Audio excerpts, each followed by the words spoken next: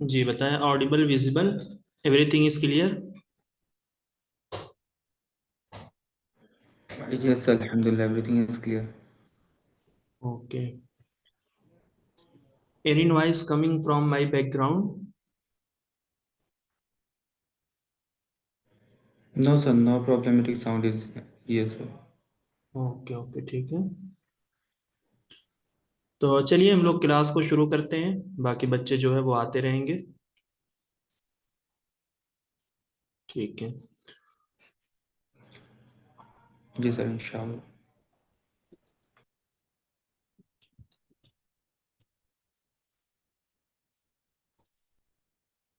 जी। तो जैसा कि आप लोगों को मालूम है कि आपका ये जो सेशन चल रहा है, यानी आप लोग जो ये तैयारी कर रहे हो, इसमें जो है रोज आपकी लाइव क्लास नहीं होगी। ठीक है। ये आज हमारी पहली क्लास है जिसके अंदर हम आपको इंट्रोडक्शन देंगे, सिलेबस के बारे में बताएंगे, हम आपको बताएंगे कि आप किस तरीके से अपनी खुद की नोट्स जो है आप तैयार कर सकते हो, आप कौन कौन सा एक्स्ट्रा मटेरियल जो है आप फॉलो कर सकते हो। यानी इस चैनल के अलावा, हमसे पढ़ने के अलावा, अगर आपकी मजीद चाहत या रगबत आपके अंदर है तो हम आपको गाइड करेंगे कि आप कौन कौन से यूट्यूब चैनल की वीडियोस देख सकते हो अकॉर्डिंग टू माय एक्सपीरियंस। ठीक है। ये मेरे अपने तजर्बे के हिसाब से ये चीज़ होगी। अदरवाइज आपको जो चीज़ अच्छी लगती है, जो चीज़ आपको हेल्प कर सकती है आपके एग्जामिनेशन में, उस चीज़ को भी आप फॉलो कर सकते हो। ठीक है। तो चलिए देखते हैं।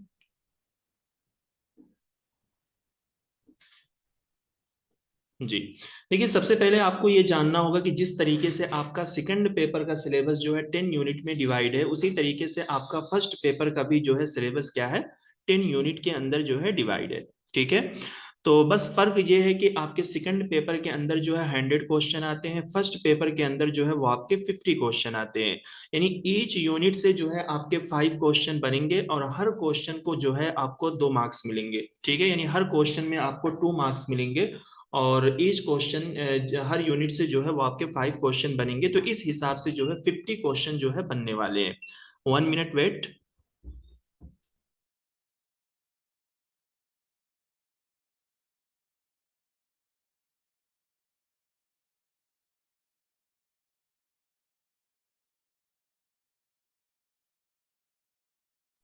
ठीक है। तो ये एक बेसिक और बुनियादी चीज है। आई थिंक ये चीज सबको मालूम होगी। ठीक है। और सेकंड नंबर पे हमने लिखा है एक्स्ट्रा मटेरियल, जिसके अंदर आप कौन कौन सी बुक्स जो है फॉलो कर सकते हैं और किस किस यूट्यूब चैनल को जो है आप फॉलो कर सकते हैं। और 3 में है guidance strategy from beginners to advance level. यानी अगर आप लोगों ने अभी पहली बार जो है तैयारी शुरू की है, यानी आप में से कुछ बिगिनर्स हैं जिनको फर्स्ट पेपर के बारे में कुछ भी मालूम नहीं है, नेट के बारे में कुछ भी मालूम नहीं है कि वो किस तरीके से अपनी तैयारी को जो है शुरू करें। ठीक है। दूसरे वो स्टूडेंट हो सकते हैं या वो बच्चे हो सकते हैं जिन्होंने एक अटेम्प्ट दे दिया हो या फर्स्ट पेपर के ताल्लुक से बहुत सारी चीजें जो है जानते हैं, लेकिन उनका एग्जाम जो है क्लियर नहीं हुआ है। तो इनके ताल्लुक से भी जो है हम बात करेंगे। फोर्थ ये है, एक आपका हफ्ते में जो है रखा जाएगा। ठीक है। जिस दिन आप लोग बोल सकते हो, अदरवाइज में अपने टाइम के अकॉर्डिंगली जो है एक डाउट क्लियरिंग सेशन जो है रखा जाएगा, ताकि आप लोग जितनी भी वीडियोस देखते हो, आपको अगर डाउट है, वैसे तो मैं आपको ये इतनी छूट है आप लोगों को, आप मुझसे जो है डायरेक्टली पूछ सकते हो, डायरेक्टली मैसेज करके पूछ सकते हो। अगर ये भी आप नहीं कर सकते तो एक क्लास रखी जाएगी जिसके अंदर आप लोग अपने डाउट्स, अपने मेथड, जो भी चीजें आपको है वो आप पूछ सकते हो। सबसे जो यहाँ पे मेन स्टेप आता है, जो खास तौर से जो मदरसा बैकग्राउंड के बच्चे होते हैं, ठीक है, यानी जिनका बैकग्राउंड जो है इंग्लिश मीडियम का नहीं होता है, वो नोट बनाने में जो है बहुत सुस्ती करते हैं और वो खुद की नोट नहीं बनाते। वो यही कहेंगे, यानी मैं जो आपको नोट दे रहा हूं, मैं देखता हूं अक्सर बच्चे जो है उसी नोट को फॉलो करते हैं। आप फॉलो कीजिए, लेकिन आपकी अपनी खुद की भी उन्हीं नोट में से नोट बननी चाहिए। इसका एक फायदा ये होता है कि जब आप खुद से किसी चीज को लिखते हो या आप खुद से अपनी नोट बनाओगे, अपने वर्ड में चीजों को आप लिखते हो, तो वो आपकी लॉन्ग लास्टिंग रहती है आपके माइंड के अंदर। ठीक है। तो लास्ट में इस चीज पर भी हम गुफ्तगू करेंगे कि अगर आप खुद की नोट बनाना चाहते हैं तो आपके लिए बेस्ट तरीका क्या रहेगा या आप किस तरीके से जो है नोट बनाओगे। ठीक। तो चलिए। जी। आप लोग बताएं, आप लोगों ने फर्स्ट पेपर की वीडियो देखना शुरू कर दिया है? आपको मालूम है सिलेबस का ढांचा है क्या, आपको क्या पढ़ना है, किस तरीके से पढ़ना है? बताइए। कितने स्टूडेंट ऐसे हैं जो नए हैं और जिन्होंने जो है फर्स्ट पेपर को देखना शुरू कर दिया है? जी। जी अस्सलाम वालेकुम। जी वालेकुम अस्सलाम। सर मैं बिल्कुल नया हूँ, इससे पहले मैं अभी नेट का प्रिपरेशन नहीं किया। तो मैं फर्स्ट पेपर का वीडियो देखना शुरू किया, लेकिन इतना समझ में नहीं आता सर तो ओके क्या ओके, ठीक, कोई करूँ, बात नहीं, इसी रास्ते पे कैसे सारे पढ़ूँ। लोग रहते हैं, धीरे धीरे आप भी मंजिल चढ़ जाएंगे, ठीक है। बस आप अपनी मेहनत, अपनी कंसिस्टेंसी जो है आप बना के रखिए। धीरे धीरे आप भी ये काम करने लगेंगे, आपको चीजें समझ में आएंगी, ठीक है। तो चलिए, let me introduce your syllabus. तो सबसे पहले हम सिलेबस का इंट्रोडक्शन करेंगे, ठीक है। यानी हम देखेंगे कि जो हमारा 10 यूनिट में सिलेबस है उसके अंदर हमें क्या क्या पढ़ना है और उन यूनिट के नाम क्या है। देखिए यहाँ पे है टीचिंग एप्टीट्यूड। आपको मालूम है कि आप यूजीसी नेट का जो है एग्जाम आप क्लियर कर रहे हो, तो नेट पास करने के बाद जो है आपको क्या बनना है, असिस्टेंट प्रोफेसर बनना है। तो असिस्टेंट प्रोफेसर के अंदर आप क्या करोगे, आप टीचिंग करोगे। तो एप्टीट्यूड का मतलब क्या होता है कि आपके अंदर एबिलिटी, सलाहियत, महारत, काबिलियत, ये सारी चीजें जो है टीचिंग के अंदर होनी चाहिए, ठीक है। तो टीचिंग एप्टीट्यूड ये एक यूनिट रखी गई है जिसके अंदर आपको क्वेश्चन दिए जाएंगे, और जो क्वेश्चन आता है वो आज के मॉडर्न बेस्ड क्वेश्चन आते हैं। जैसे यहाँ पे दिया गया है टीचिंग, ठीक है। तो टीचिंग में आपको क्या पढ़ना है, टीचिंग के कंसेप्ट पढ़ने हैं, टीचिंग करने के ऑब्जेक्टिव क्या होते हैं। जैसे एग्जांपल के तौर पे अगर मैं आप लोगों को टीच कर रहा हूं, तो मेरा टीच करने का मकसद क्या है, ऑब्जेक्टिव क्या है। मेरा मकसद तो यही है कि आप लोग अपने एग्जाम को जो है क्लियर कर सको। यानी जिस चीज के लिए आप मुझसे पढ़ रहे हो, आप वो काम जो है कंप्लीट कर सको, अपने फाइनल रिजल्ट पे, फाइनल डेस्टिनेशन पे आप पहुंच सको, यानी आप नेट या जेआरएफ की सक्सेस आप ले सको, ठीक है। इसी तरीके से इसके अंदर आपको पढ़ना होगा लेवल ऑफ टीचिंग, ठीक है। देखिए ये लेवल ऑफ टीचिंग जो है साइंटिफिक एतबार से जो है 3 लेवल बनाए गए हैं, ठीक है। पहला लेवल आपका ये वो होता है जिसको हम एलकेजी या यूकेजी का लेवल बोलते हैं, यानी जो सबसे छोटे बच्चे होते हैं, first standard, second, third, fourth, fourth grade के जो बच्चे होते हैं, यानी क्लास 0 से लेकर क्लास 4 5 तक के जो बच्चे होते हैं, वो आपके किसके अंदर आएंगे, लेवल 1 के अंदर आएंगे, ठीक है। लेवल 2 के अंदर ये वो बच्चे आते हैं जहां पर टीचर और स्टूडेंट के दरमियान कम्युनिकेशन होने लगता है, बातचीत शुरू होने लगती है, अंडरस्टैंडिंग शुरू होने लगती है, ठीक है। और लेवल 2 को हम अंडरस्टैंडिंग लेवल भी बोलते हैं। लेवल 3 जो है ये आपका सबसे हाईएस्ट लेवल होता है, जैसे पीएचडी लेवल के जो स्टूडेंट होते हैं ये लेवल 3 में आएंगे। अब अगर मैं आपसे कहूं क्या इन तीनों लेवल के अंदर कुछ डिफरेंसेस आपको दिख रहे हैं, जी हाँ, बहुत डिफरेंस है। लेवल 1 ये यहाँ पर ये वो बच्चे होते हैं जिनके अंदर सलाहियत डेवलप नहीं होती है, ये सिर्फ क्या करते हैं, चीजों को क्रेम करते हैं, रट्टा मारते हैं। आपने देखा होगा क्लास 1 से लेकर क्लास 4 5 तक के जो बच्चे होते हैं ये सिर्फ कंटेंट को रटते हैं, टीचर इनको जो है रटवाता है, ठीक है। इनको पूरा का पूरा टेबल रटवा दिया जाता है, पूरी की पूरी गिनती इनको रटवा दी जाती है, पूरा का पूरा अल्फाबेट जो है इनको रटवाया जाता है। इनके अंदर समझ नहीं होती। अगर आप इनसे कहेंगे कि 2 2 5 होता है तो ये बच्चे वही रटेंगे, ठीक है।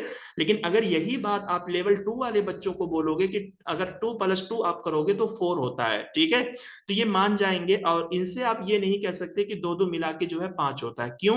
क्योंकि यहाँ पर जो बच्चे होंगे उनके अंदर समझ होती है, उनके अंदर समझ डेवलप होती है, वो चीजों को समझते हैं और वो उस चीज के लिए चूचिरा टीचर से कर सकते हैं। लेवल 3 ये सबसे हाईएस्ट लेवल के स्टूडेंट होते हैं, जैसे पीएचडी लेवल का जो स्टूडेंट होता है वो अपना सारा काम खुद से करता है, यहाँ पर टीचर जो है सिर्फ एज अ गाइडर उसको क्या करता है, काम करता है, ठीक। फिर इसके अंदर टीचर की कैरेक्टरिस्टिक, कैरेक्टरिस्टिक का मतलब होता है खसूसियात, ठीक है। यानी एक अच्छी टीचिंग की क्या खसूसियात होनी चाहिए, क्या फीचर्स होने चाहिए, ठीक है। और इसी तरीके से टीचिंग की क्या रिक्वायरमेंट होनी चाहिए। जैसे आज के इस मॉडर्न दौर में मैं आपको जो है टीच कर रहा हूं, तो इसके लिए हमें किस किस चीज की जरूरत पड़ती है। सबसे पहले मेरे पास जो है एक लैपटॉप है, एक डिजिटाइजर पेन है जिसकी मदद से मैं आपकी स्क्रीन पे जो है जो चीजें शो हो रही है, जो मैं लिख रहा हूँ, ठीक है, माउस है, ठीक है। और भी कैमरा है, बहुत सारी ऐसी डिजिटल चीजों की रिक्वायरमेंट होती है जिसको यूज करके हम क्या करते हैं, टीचिंग करते हैं। फिर इसके अंदर आपको पढ़ना पड़ेगा लर्नर कैरेक्टरिस्टिक, यानी लर्नर की सिफात के बारे में आपसे क्वेश्चन पूछे पूछे जाएंगे। तो लर्नर कई तरीके के होते हैं। अडोलसेंस ये वो लर्नर होते हैं जो अभी बुलूगत को नहीं पहुंचे हुए होते हैं, ठीक है, यानी छोटे बच्चे होते हैं। और यानी 11 से 18 साल के अंदर के जो बच्चे आएंगे। और अडल्ट लर्नर जैसे हम लोग जो हैं, ठीक है, हम लोग बुलूगत को पहुंचे हुए हैं, तो हम अडल्ट लर्नर हैं, ठीक है। तो इन दोनों बच्चों के अंदर क्या होती है, अलग अलग तरीके की खुसूसियात होती हैं। एडोलसेंस एंड अडल्ट दोनों के दरमियान काफी डिफरेंसेस होते हैं। जब आप क्वेश्चन देखोगे तब आपको समझ में आएगा कि इनसे किस तरीके के जो है क्वेश्चन बनते हैं। अब देखिए इन्हीं दोनों के दरमियान आपसे इंडिविजुअल डिफरेंसेस भी पूछा जाता है। इंडिविजुअल डिफरेंसेस का मतलब क्या होता है कि जैसे मान लीजिए एक लर्नर ये है और एक लर्नर ये, इन दोनों के अंदर काफी डिफरेंस है। कैसे? जैसे ये बच्चा जो है इसकी स्पीकिंग बहुत अच्छी है, ठीक है, और इसकी स्पीकिंग जो है गुड नहीं है, तो एक डिफरेंस ये हो गया। ये बच्चा जो है काफी टैलेंटेड है, ये टैलेंटेड नहीं है, एक डिफरेंसेस ये हो गए, ठीक है। इसका मैथ जो है बहुत स्ट्रॉन्ग है लेकिन इसका मैथ जो है काफी वीक है, तो ये डिफरेंस है। तो इंडिविजुअल डिफरेंसेस जो है वो कलर में भी हो सकता है, एज में भी हो सकता है, रिलीजन में भी हो सकता है, कास्ट में भी हो सकता है, ठीक है, पढ़ाई लिखाई के हिसाब से भी हो सकता है। और इन सारी चीजों का तजर्बा आपको तब होगा जब आप क्वेश्चन को देखोगे, तब वो चीज आपको अच्छे से समझ में आएगी, ठीक है। फिर यहाँ पे है फैक्टर अफेक्टिंग टीचिंग, यानी कुछ ऐसे अवामिल जिनकी वजह से हमारी टीचिंग क्या होती है, अफेक्ट हो सकती है, यानी मुतासिर हो सकती है, ठीक है।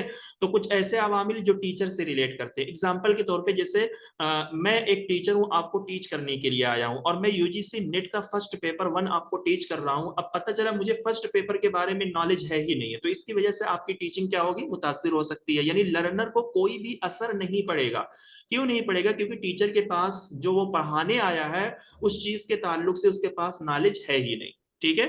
इसी तरीके से लर्नर, लर्नर क्या है, टीचर लर्नर को पढ़ा रहा है और लर्नर का बैकग्राउंड जो है आर्ट फैकल्टी का है और टीचर जो है साइंस की चीजों को पढ़ा रहा है, तो इस वजह से यहां पर भी टीचिंग नहीं होगी। सपोर्ट मटेरियल, यानी जिन सपोर्ट मटेरियल को हम यूज करके टीचिंग करते हैं, जैसे हम किताब को यूज करते हैं, हम नोटबुक को यूज करते हैं, हम पेन को यूज करते हैं, प्रोजेक्टर को यूज करते हैं टीचिंग करने के लिए आज के इस दौर में, अगर इन सारी चीजों की कमी है तो उसकी वजह से भी हमारी टीचिंग क्या हो सकती है, खराब हो सकती है, सही नहीं होगी, ठीक।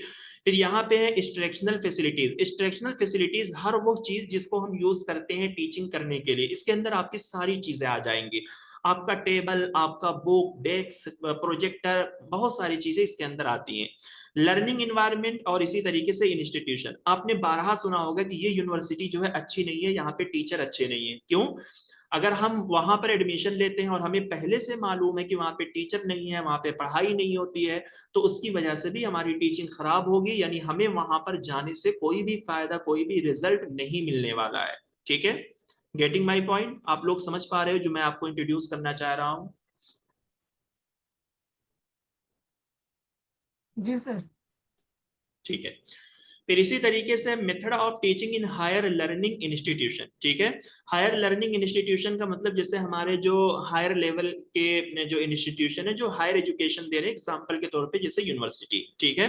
तो उसके अंदर हमें क्या पढ़ना है, teacher centred versus learner centre, ठीक है। टीचर सेंटर क्या होता है, इसके अंदर ये वो लोग आएंगे, यानी जहां पर सारा काम टीचर खुद करता है वो टीचर सेंटर बनेगा। जैसे क्लासरूम के अंदर लेक्चर आकर डिलीवर करना, तो लेक्चर आकर कौन डिलीवर करता है, टीचर करता है, तो टीचर टीचर सेंटर में आएगा।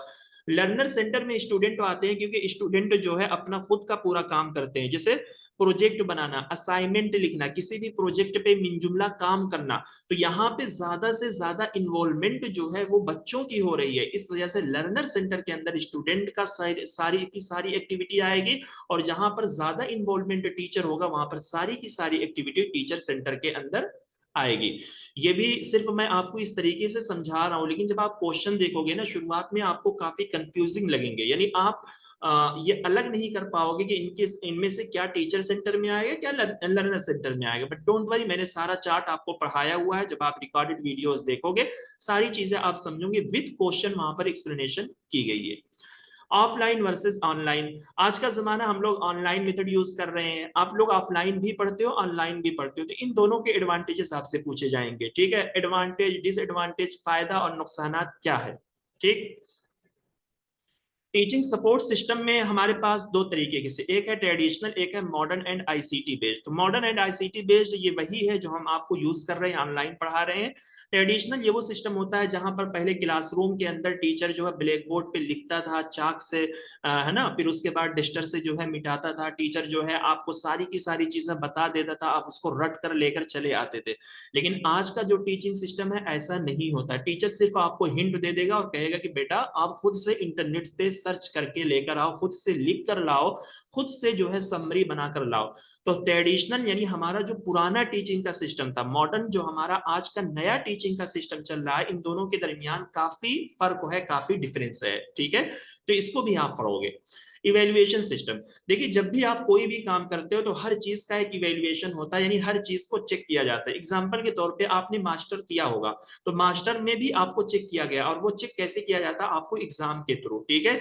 आप ये पूरा सिलेबस पढ़ लोगे तो आपको आपका नेट की एग्जाम के जरिए आपको चेक किया जाएगा। तो इवेल्युएशन सिस्टम में भी हम पढ़ेंगे कि यानी किन किन तरीकों से हम लर्नर को चेक कर सकते हैं, यानी हम उनकी परफॉर्मेंस को जो है देख सकते हैं कि लर्नर के अंदर बेहतरी आ रही है कि नहीं आ रही है। इन चीजों का पता हम कैसे लगाते हैं, एग्जाम लेकर लगाते हैं ना।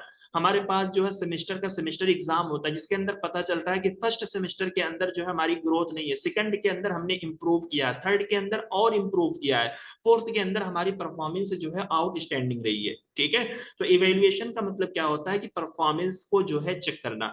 तो जब भी आप कोई भी काम करोगे, एज अ टीचर मैं आपका इवेल्युएशन कर सकता हूं, मैं आपसे पूछ सकता हूं कि आप जो चीज पढ़ रहे हो वो आपको समझ में आ रही है कि नहीं आ रही है, ठीक है। तो इवेल्युएशन के कुछ एलिमेंट्स होते हैं, कुछ अज्जा होते हैं, कुछ उसकी किस्म होती है, अकसाम होती है, वो हमें पढ़ना है। और इसी तरीके से इवेल्युएशन इन चॉइस बेस्ड क्रेडिट सिस्टम, ठीक है, सीबीसी, ठीक है, सीबीसीएस को अगर मैं यहाँ पे आपको बताऊं तो शायद आपको अच्छे से ना समझ में आए, क्योंकि इस मरहले से आप में से तकरीबन सभी लोग जो है गुजरे हुए हैं।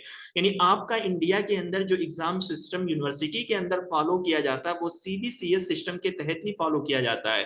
यानी आपको जो क्रेडिट मिलते हैं, ठीक है, आपको जो ग्रेड मिलता है A1, ठीक है, ओ प्लस, इस तरीके के जो आपको ग्रेड मिलते हैं ना, वो इसी चॉइस बेस्ड क्रेडिट सिस्टम के तहत ही दिए जाते हैं। और ये कैसे वर्क करता है ये आप आगे रिकॉर्डिंग क्लास में पढ़ोगे तब आपको वहां पे समझ में आएगा, ठीक है। कंप्यूटर बेस्ड टेस्टिंग ये वही होती है, जैसे अभी आप एनटीए के एग्जाम देने के लिए जाओगे तो आपका जो क्वेश्चन है ना वो कंप्यूटर पर ओपन होगा, यानी आप कंप्यूटर से एग्जाम दोगे और उसके बाद फाइनल आपका रिजल्ट आएगा। तो यानी कंप्यूटर के जरिए हमने आपको टेस्ट किया है, ठीक है। इनोवेशन का मतलब क्या होता है, कुछ नया नया इजाद करना, इख्तिरा करना, ठीक है, यानी हम नए नए तरीके से नए नए मेथड को जो है यूज करके हम आपको टेस्ट कर सकते हैं, आपकी परफॉर्मेंस को चेक कर सकते हैं, ठीक है। ये थोड़ा सा हमने लंबा बोल दिया है। तो ये है सिलेबस आपका टीचिंग एप्टीट्यूड का, यानी कहने का मतलब ये है कि अगर आप इस सिलेबस को देखो, ठीक है, तो ये बहुत आपका देखने में आपको लगेगा कि ये वसी नहीं है, लेकिन सिर्फ इन्हीं के अंदर से क्वेश्चन नहीं आते, इनसे मिलते जुलते और जो भी बाहर की टॉपिक होती है उनसे भी जो है क्वेश्चन पूछ लिए जाते हैं। तो उनके लिए आपको परेशान होने की, वरिड होने की जरूरत नहीं है, क्योंकि ये सारे टॉपिक और एक्स्ट्रा टॉपिक जो आपके क्वेश्चन में आते हैं, जो आपके एग्जाम में आते हैं, वो सारे आपको विथ प्रूफ विथ रेफरेंस जो है विथ पीवाईक्यूज आपको कराए गए हैं, पढ़ाए गए हैं। अगर आप उन चीजों को अच्छे से पढ़ लेते हो, समझ लेते हो, तो आपके लिए मोर देन इनफ रहने वाला है। चलिए, देखिए सेकंड टॉपिक आपकी यह है रिसर्च एप्टीट्यूड। रिसर्च का मतलब क्या होता है कि आप यूजीसी नेट का एग्जाम क्लियर करने के बाद आपको रिसर्च करनी पड़ेगी। रिसर्च का मतलब क्या होता है, किसी चीज के अंदर आप कुछ नई एक्सप्लोर करने की कोशिश कर रहे हो, यानी कुछ नया पैदा करने की कोशिश कर रहे हो। जैसे अभी कोरोना आया था, तो कोरोना की वैक्सीन जो बनाई गई थी वो रिसर्च करके बनाई गई थी, यानी वो एक नई दवा थी जिसको हमने बनाया था ताकि कोरोना के जो मरीज हैं उनको दी जा सके और उनसे इस बीमारी को दूर किया जा सके। तो रिसर्च के अंदर हम क्या पढ़ेंगे, रिसर्च की मीनिंग जानेंगे, उनकी टाइप्स पढ़ेंगे, उनकी खुसूसियात, positivism and post positivism. Positivism जो है आज के इस दौर में साइंस को बोलते हैं, ठीक है, और पोस्ट पॉजिटिविज्म जो है किसको बोलते हैं, सोशल साइंस को बोलते हैं। इन दोनों के अंदर जो है काफी डिफरेंस होता है, जो आप क्लास के अंदर पढ़ोगे कि पॉजिटिविज्म एंड पोस्ट पॉजिटिविज्म होता क्या है। देखिए अब यहाँ पे दिया है आपको मेथड ऑफ रिसर्च, यानी रिसर्च के कुछ टाइप्स यहाँ पे बताए गए हैं। एक है experimental, descriptive, historical, qualitative and quantitative. अब देखिए यहाँ पे जो है ये जो दो टाइप आपकी है ना, क्वालिटेटिव एंड क्वांटिटेटिव, ये दोनों आपकी रिसर्च एप्टीट्यूड की जान है। जान कहने का मतलब ये है कि अगर आप इन दो टाइप्स को अच्छे से समझ लेते हो और इनके जितने भी अकसाम हैं उनको आप समराइज कर पा रहे हो कि यानी कौन सा क्वालिटेटिव के अंदर आता है और कौन सा क्वांटिटेटिव के अंदर आता है, और इनके फ्यूचर के बारे में अगर आप जान लोगे तो आपका 80% जो है रिसर्च एप्टीट्यूड जो है डन हो जाएगा। और ये आप कैसे करोगे, ये आप क्लास देखोगे तब आपको समझ में आएगा कि मैंने किस तरीके से इन चीजों को पढ़ाया है और इन चीजों को समझाया है और इनकी अलग अलग कैटेगरी बना के आप लोगों को दी है, ठीक है। ये हमेशा के लिए आप लोगों की झंझट दूर हो जाएगी अगर जो चीज मैंने आपको दी है उसको आप अगर फॉलो कर लोगे तो, अदरवाइज आप हमेशा कंफ्यूज रहोगे। अब उसके बाद यहाँ पे क्या है, स्टेप ऑफ रिसर्च, यानी रिसर्च करने के कुछ स्टेप होते हैं। जैसे जब आप घर बनाते हो तो उसके भी कुछ स्टेप होते हैं, है ना। सबसे पहले आप बुनियाद भरोगे, फिर पिलर डालोगे, फिर दीवार उठाओगे, उसके बाद लिंटर ला दोगे। तो स्टेप बाय स्टेप जो है आप रिसर्च करते हो। तो जैसे आपको अगर रिसर्च करना है तो सबसे पहले आप क्या करोगे, टॉपिक का सिलेक्शन करोगे, ठीक है। ये साइंटिफिक वे में रिसर्च करने का तरीका जो है दूसरा होता है। टॉपिक का सिलेक्शन करने के बाद आपको क्या करना है, लिटरेचर रिव्यू करना है। फिर उसके बाद आप क्या बनाओगे, हाइपोथेसिस बनाओगे। उसके बाद आप क्या करोगे, जो टॉपिक आपने सिलेक्ट की है उससे रिलेटेड आप डेटा जमा करोगे, ठीक है, यानी कंटेंट जमा करोगे। फिर उसके बाद उस डेटा का आप क्या करोगे, एनालिसिस करोगे। एनालिसिस करने के बाद जो है फाइनली आप कंक्लूजन दोगे, यानी आप रिजल्ट अपना लाओगे। आप फाइनली अपनी रिसर्च को क्या करोगे, पब्लिश कर दोगे। तो ये तरीका होता है रिसर्च करने का। लेकिन ये तरीका वर्क को कैसे करता है, अब यहाँ पे सारी चीजें तो मैं आपको नहीं बता सकता।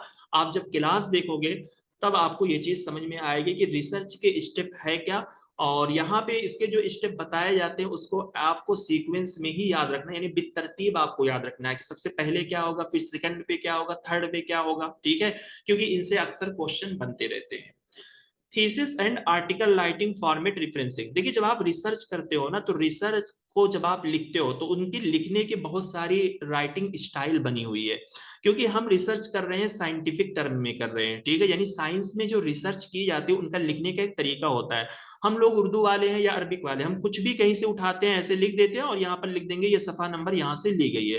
भाई ऐसा नहीं होता है, ठीक है। रिसर्च जब आप करोगे ऑफिशियल तरीके से आप रिसर्च करोगे, जैसे हम लोग हैं रिसर्च कर रहे हैं तो हमने भी एक स्टाइल फॉलो की हुई है कि हम अपने थीसिस लिखने में, अपना मकाला लिखने में कौन से स्टाइल को फॉलो करके हम लिख रहे हैं। तो वो जो स्टाइल होती है उसकी कुछ अपने एक रिक्वायरमेंट होते हैं, कौन सा फॉन्ट आपको यूज करना है, कितनी साइज पे आपको रखना है, कितना हाशिया आपको छोड़ना है, ठीक है। और इसी तरीके से जो है आपको रेफरेंस किस तरीके से लिखना, मुसन्निफ का नाम कैसे लिखना है, मक्तबा का नाम कैसे लिखना है, ये सारी चीजें जो है उसके अंदर आपको लिखनी होती है। तो ये कैसे आप समझोगे, जब आप वीडियो देखोगे तो आपको ये चीज भी समझ में आ जाएगी।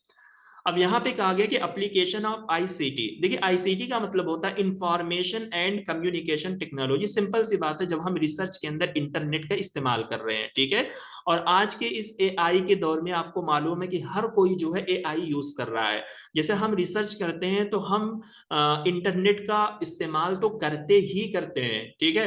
पहले जब इंटरनेट पे इतना वसी मटेरियल नहीं था तो हम लोग लाइब्रेरी विजिट करते थे, ठीक है।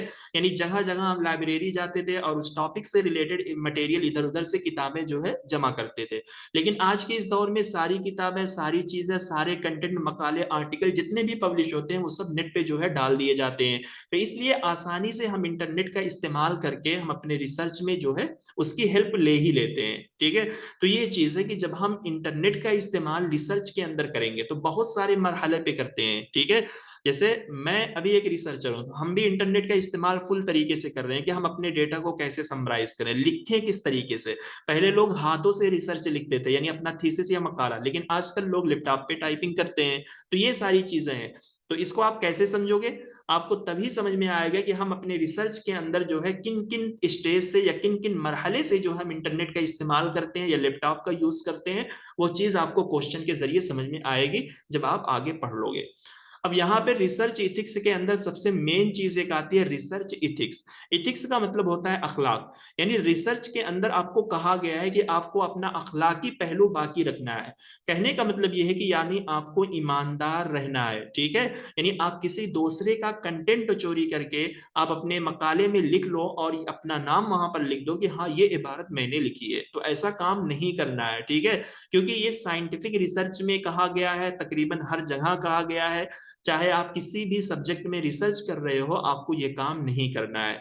अगर आप ये काम करोगे तो हर इंडियन यूनिवर्सिटी के अंदर जो है सॉफ्टवेयर आ गया है, जब आप फाइनल सबमिशन करोगे तो सॉफ्टवेयर में आपकी थीसिस डाली जाएगी और वो बता देगा कि आपने कहाँ कहाँ से और किनका किनका कंटेंट जो है चोरी किया हुआ है। अगर आप किसी के कंटेंट को लेना चाहते हो तो उसको आप अपने वर्ड में लिखो, एज इट एज जिस तरीके से उस बंदे ने लिखा है उसको आप वैसे ही चोरी ना करो, ठीक है। तो ये है रिसर्च इथिक्स, जो कि पूरे रिसर्च का क्या होता है, खुलासा होता है, जो कि लोग फॉलो नहीं करते हैं। बात समझ में आ रही है।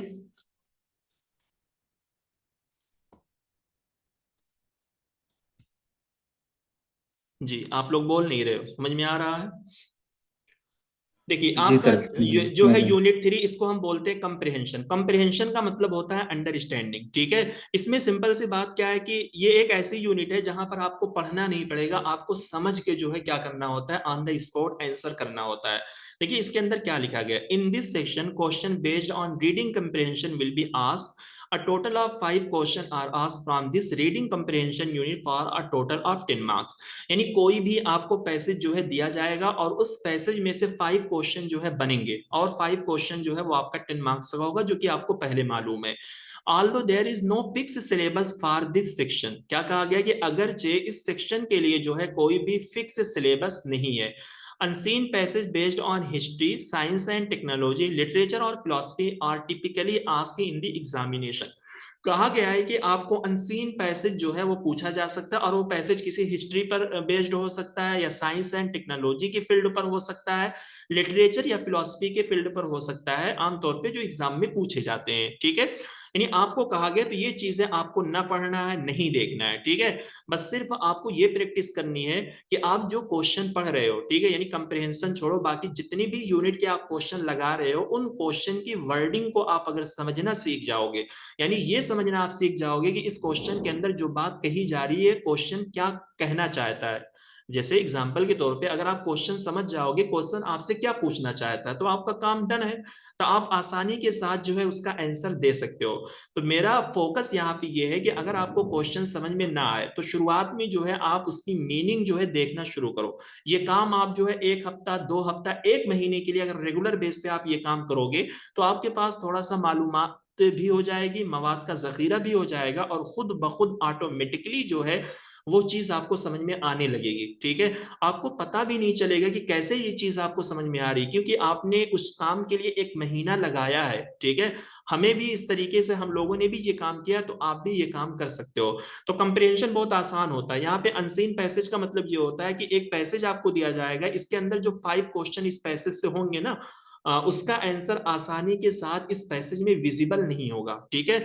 लेकिन उमूमन आमतौर पे 99% ऐसा ही होता है कि हम लोगों के शिफ्ट में जो पैसेज आते हैं वो सीन पैसेज आते हैं, यानी उसके आंसर जो है, उन क्वेश्चन के आंसर जो है हमारे पैसेज में क्या होते हैं, विजिबल होते हैं, ठीक है। यानी आसानी के साथ हमें दिख जाते हैं। तो ये आप कैसे देखोगे, जब आपकी इंग्लिश थोड़ा सा अच्छी होगी, यानी आपकी वर्डिंग अच्छी होगी, आप क्वेश्चन को समझ जाओगे कि क्वेश्चन आपसे कहना क्या चाहता है। अब ये कंप्रिहेंशन लगाते कैसे हैं, जब आप वीडियो देखोगे तब आपको समझ में आएगा, बहुत आसान है, बिल्कुल भी कंफ्यूज या घबराने की जरूरत नहीं है। इससे आप पूरा का पूरा 5 क्वेश्चन यानी 10 नंबर जो है आप इजिली ले सकते हो, ठीक है। यही एक ऐसी यूनिट है जिसके अंदर आपको टीम टाम नहीं करना पड़ेगा। आपकी फोर्थ यूनिट जो है कम्युनिकेशन। कम्युनिकेशन का मतलब होता है संचार, मवासिलात, बातचीत, आप कुछ भी बोल सकते हो। जैसे अभी मैं आपसे बोल रहा हूँ, ये भी एक तरीके का क्या है, कम्युनिकेशन है। तो बहुत कम्युनिकेशन के अंदर भी सिलेबस आपको देखने में छोटा सा लग रहा, बट ये बहुत वास्ट सिलेबस है, ठीक है।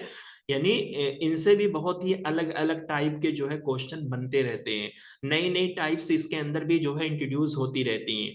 देखिए यहाँ पे क्या है, हमें कम्युनिकेशन की मीनिंग, टाइप्स एंड कैरेक्टरिस्टिक पढ़ना है। टाइप्स बहुत सारी होती है जो कि आपको क्लास के अंदर पढ़ाई गई हैं, और बहुत आसानी से आप चीजों को समझ भी जाओगे, बहुत आसान तरीके से वो चीज आपको बताई भी गई है। एक है इफेक्टिव कम्युनिकेशन। इफेक्टिव का मतलब क्या होता है, ऐसा कम्युनिकेशन जो मुअस्सिर वाला हो, यानी असर अंदाज हो, यानी सामने वाला, सेंडर एंड रिसीवर। जैसे मैं आपको बात बोल रहा हूं, तो मैं हूं क्या, कम्युनिकेशन के अंदर मैं सेंडर हूं, आप लोग मेरी बात को सुन रहे हो, तो आप जो है रिसीवर हो। तो कम्युनिकेशन जो है आपके 2-3 तरीके के हो सकते हैं, एक है वर्बल, एक है नॉन वर्बल। देखिए वर्बल ये वो कम्युनिकेशन होता है जिसके अंदर हम जबान से वर्ड यूज करते हैं, ठीक है, जिसको हम जबानी कम्युनिकेशन बोलते हैं। जैसे मैं जो आपसे अभी कम्युनिकेशन कर रहा हूं, मैं वर्ड को मुंह से अदा कर रहा हूं, बोल रहा हूं, ये है वर्बल कम्युनिकेशन। नॉन वर्बल ये वो कम्युनिकेशन होता है जहां पर आप जुबान का इस्तेमाल नहीं करते, बल्कि आप इशारा किनाया का इस्तेमाल करते हो। एग्जाम्पल के तौर पे मैं आपसे पूछ रहा हूँ कि आप बाजार जाओगे, तो आपने अपनी जुबान से हाँ नहीं कहा, बल्कि आपने अपना सर हिला दिया, हाँ। तो आपने जो सर हिलाया, ये नॉन वर्बल कम्युनिकेशन है, क्योंकि इससे भी मुझे एक मैसेज मिला है, यानी आप हाँ बोल रहे हो, ठीक है। आप खूब अच्छे से समझोगे कि नॉन वर्बल वर्बल है क्या, आगे जब आप पढ़ोगे। इंटरकल्चरल या ग्रुप कम्युनिकेशन, सिंपल सी बात है, क्लासरूम के अंदर का जो कम्युनिकेशन होता है, ठीक है, जैसे टीचर और स्टूडेंट के दरमियान जो कम्युनिकेशन होता है वो ग्रुप वाइज कम्युनिकेशन होता है। क्योंकि क्लासरूम के अंदर अगर आप देखोगे 15 या 20 बच्चे होते हैं और सारे मिलकर जो है टीचर से कुछ ना कुछ क्वेश्चन जो है करते रहते हैं।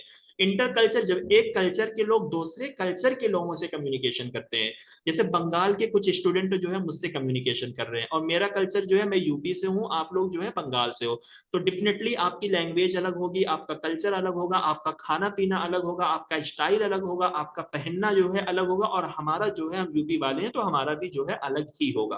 तो यानी जब एक कल्चर के लोग दूसरे कल्चर से कम्युनिकेशन करते हैं तो उन कम्युनिकेशन को हम क्या बोलेंगे, ऐसे कम्युनिकेशन को इंटर कल्चरल कम्युनिकेशन कहा जाता है। ठीक। अब barrier to effective communication, barrier का मतलब होता है रुकावट, ठीक है, यानी आपको इसके अंदर ये पढ़ना पड़ेगा कि एक अच्छा कम्युनिकेशन करने के लिए क्या क्या रुकावटें पैदा हो सकती हैं, यानी क्या क्या रुकावटें आ सकती हैं। तो इसकी बहुत सारी टाइप्स हैं, बहुत सारे इसके अकसाम हैं जो आपको क्लास में मिलेंगे, बट आपको समझाने के लिए मैं यहाँ पे एक दो एग्जांपल दे देता हूँ कि जैसे अभी मैं आप लोगों के दरमियान जो है कम्युनिकेशन कर रहा हूँ, वो भी ऑनलाइन कम्युनिकेशन कर रहा हूँ, तो अगर बीच से जो है नेटवर्क मेरा गायब हो जाता है तो मेरी आवाज आप लोगों तक नहीं पहुंचेगी, तो यही क्या है, बैरियर है। तो बैरियर यहाँ पे क्या बना, इंटरनेट बना, क्योंकि इंटरनेट ही बीच में एक रुकावट डाल रहा है जिसकी वजह से हमारा कम्युनिकेशन इफेक्टिव नहीं हो पा रहा है। Everything is clear? Yes sir. ठीक है। तो है आपका mass media and society. Good.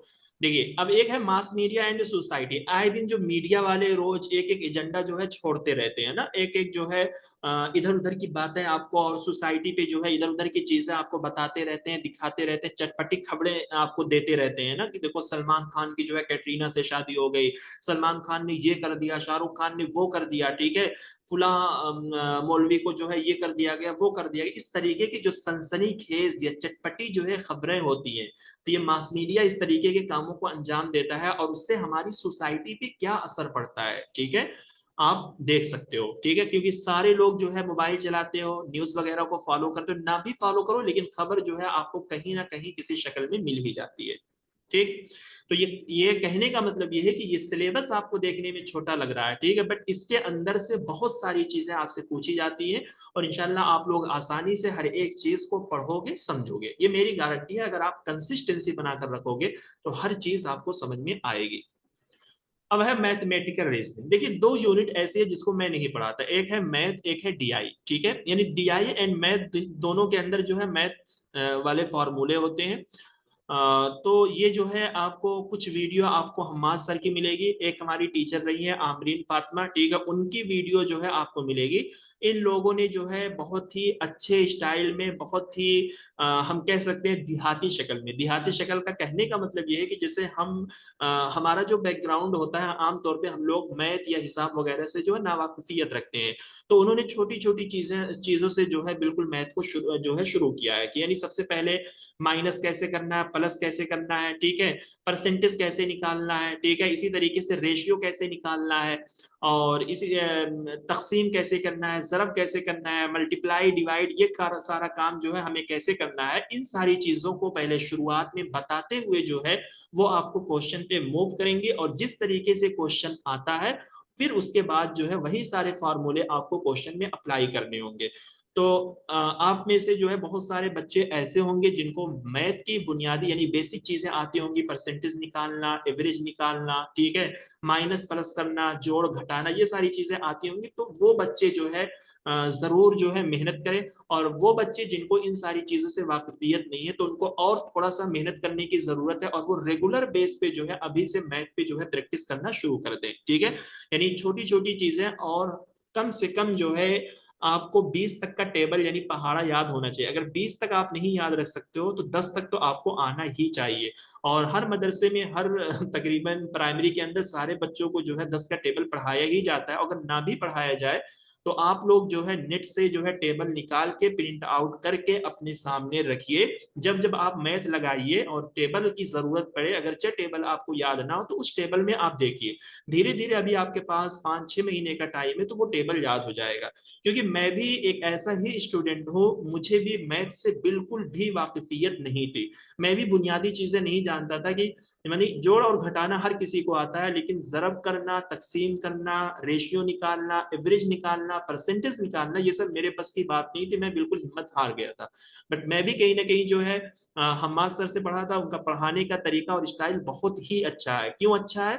क्योंकि हम लोगों को मालूम है कि हम कितने पानी में, क्योंकि हम में से जितने भी स्टूडेंट यहाँ पर है सबकी खानदान एक ही है, ठीक है, यानी सब एक ही कबीले से, एक ही बैकग्राउंड से आए हुए हैं। तो हम आपस में पूछ सकते हैं। अगर हमें ये चीज समझ में ना आए तो हम जो है बरजस्ता ये चीज पूछ सकते हैं कि आखिर ये परसेंटेज कैसे आया, इस वैल्यू को हम कैसे लिखेंगे, इस तरीके से हम क्या करेंगे, कैसे करेंगे। तो जब आप धीरे धीरे थोड़ा सा अपना माइंड लगाओगे, शुरुआत में आपका मन नहीं लगेगा, आपको खजालत होगी, परेशानी होगी, बहुत तकलीफ हो सकता होगी कि ये काम मुझसे नहीं होगा। लेकिन अगर आप हिम्मत नहीं हारोगे, अपना मकसद, अपना गोल अगर आप सामने रखोगे, तो ये यूनिट भी आपके लिए कुछ भी नहीं है।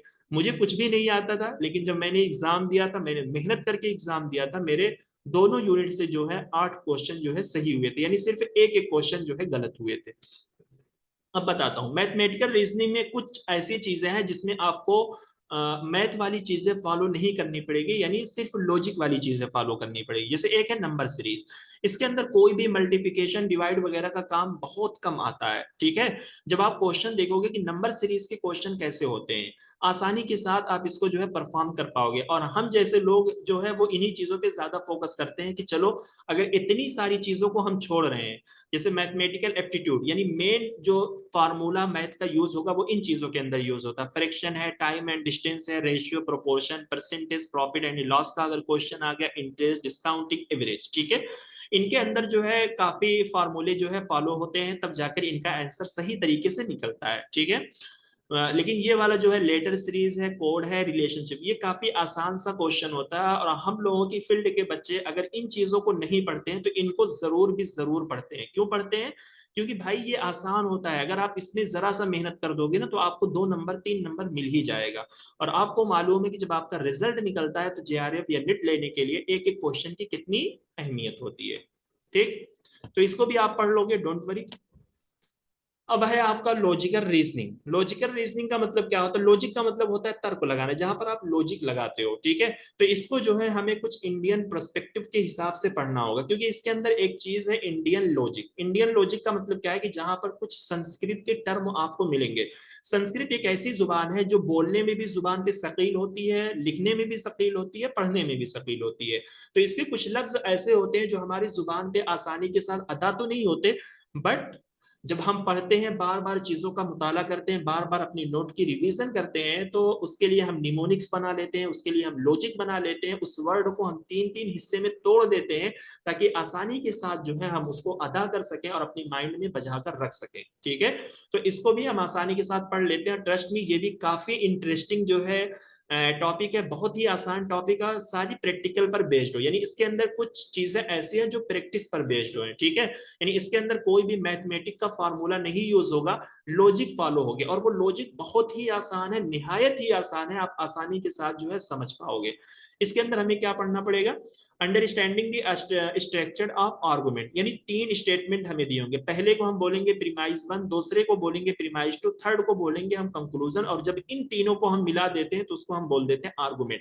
और इसी आर्गुमेंट के अंदर हमें अपनी सारी लॉजिक जो है अप्लाई करनी होती है। जब आप क्वेश्चन देखोगे, एग्जांपल देखोगे, थ्योरी आप पढ़ोगे, तब आप समझोगे, ठीक है। यहाँ पर है structure of categorical proposition, mood and figure, formal and informal fallacy. देखिए, फॉर्मल एंड इनफॉर्मल फेलेसी का मतलब होता है फॉल्स स्टेटमेंट।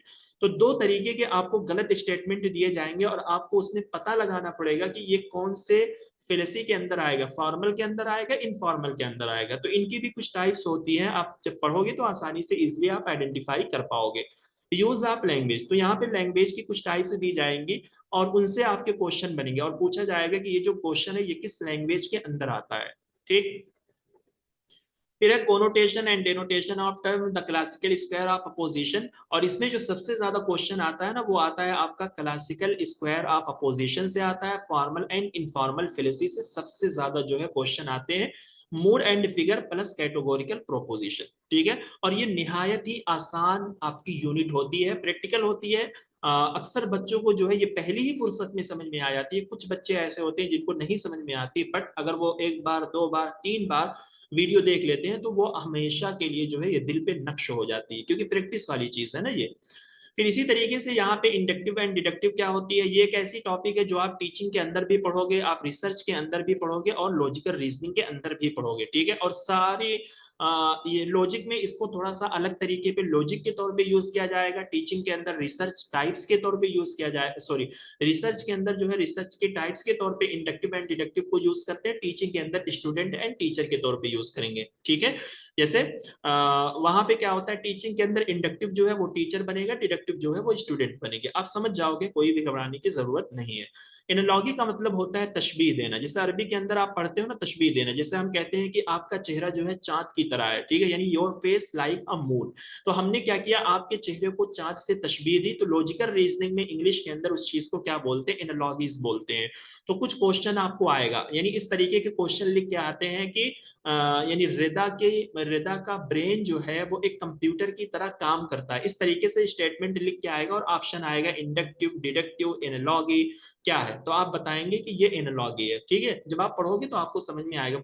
कह रहा हूं ना, बहुत ही आसान सी यूनिट है और इंटरेस्टिंग यूनिट है, समझ में भी आती है और मजा भी आता है इसको पढ़ने में।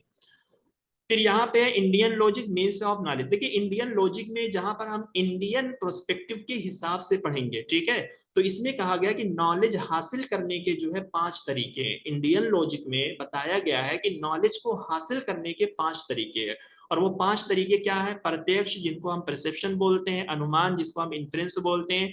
अनुमान एक हिंदी वर्ड है जिसका मतलब होता है अंदाजा लगाना, आप बोलते हैं ना कि मैंने अनुमान लगाया है। उपमान जिसका मतलब होता है कंपैरिजन करना, यानी इसी को हम एनालॉगी भी बोल सकते हैं, लेकिन ये संस्कृत टर्म है। शब्द जिसका मतलब होता है वर्बल टेस्टमनी, अर्थपत्ति यानी इंप्लीकेशन। अनुपलब्धि जिसका मतलब होता है नॉन एप्रीहेंशन।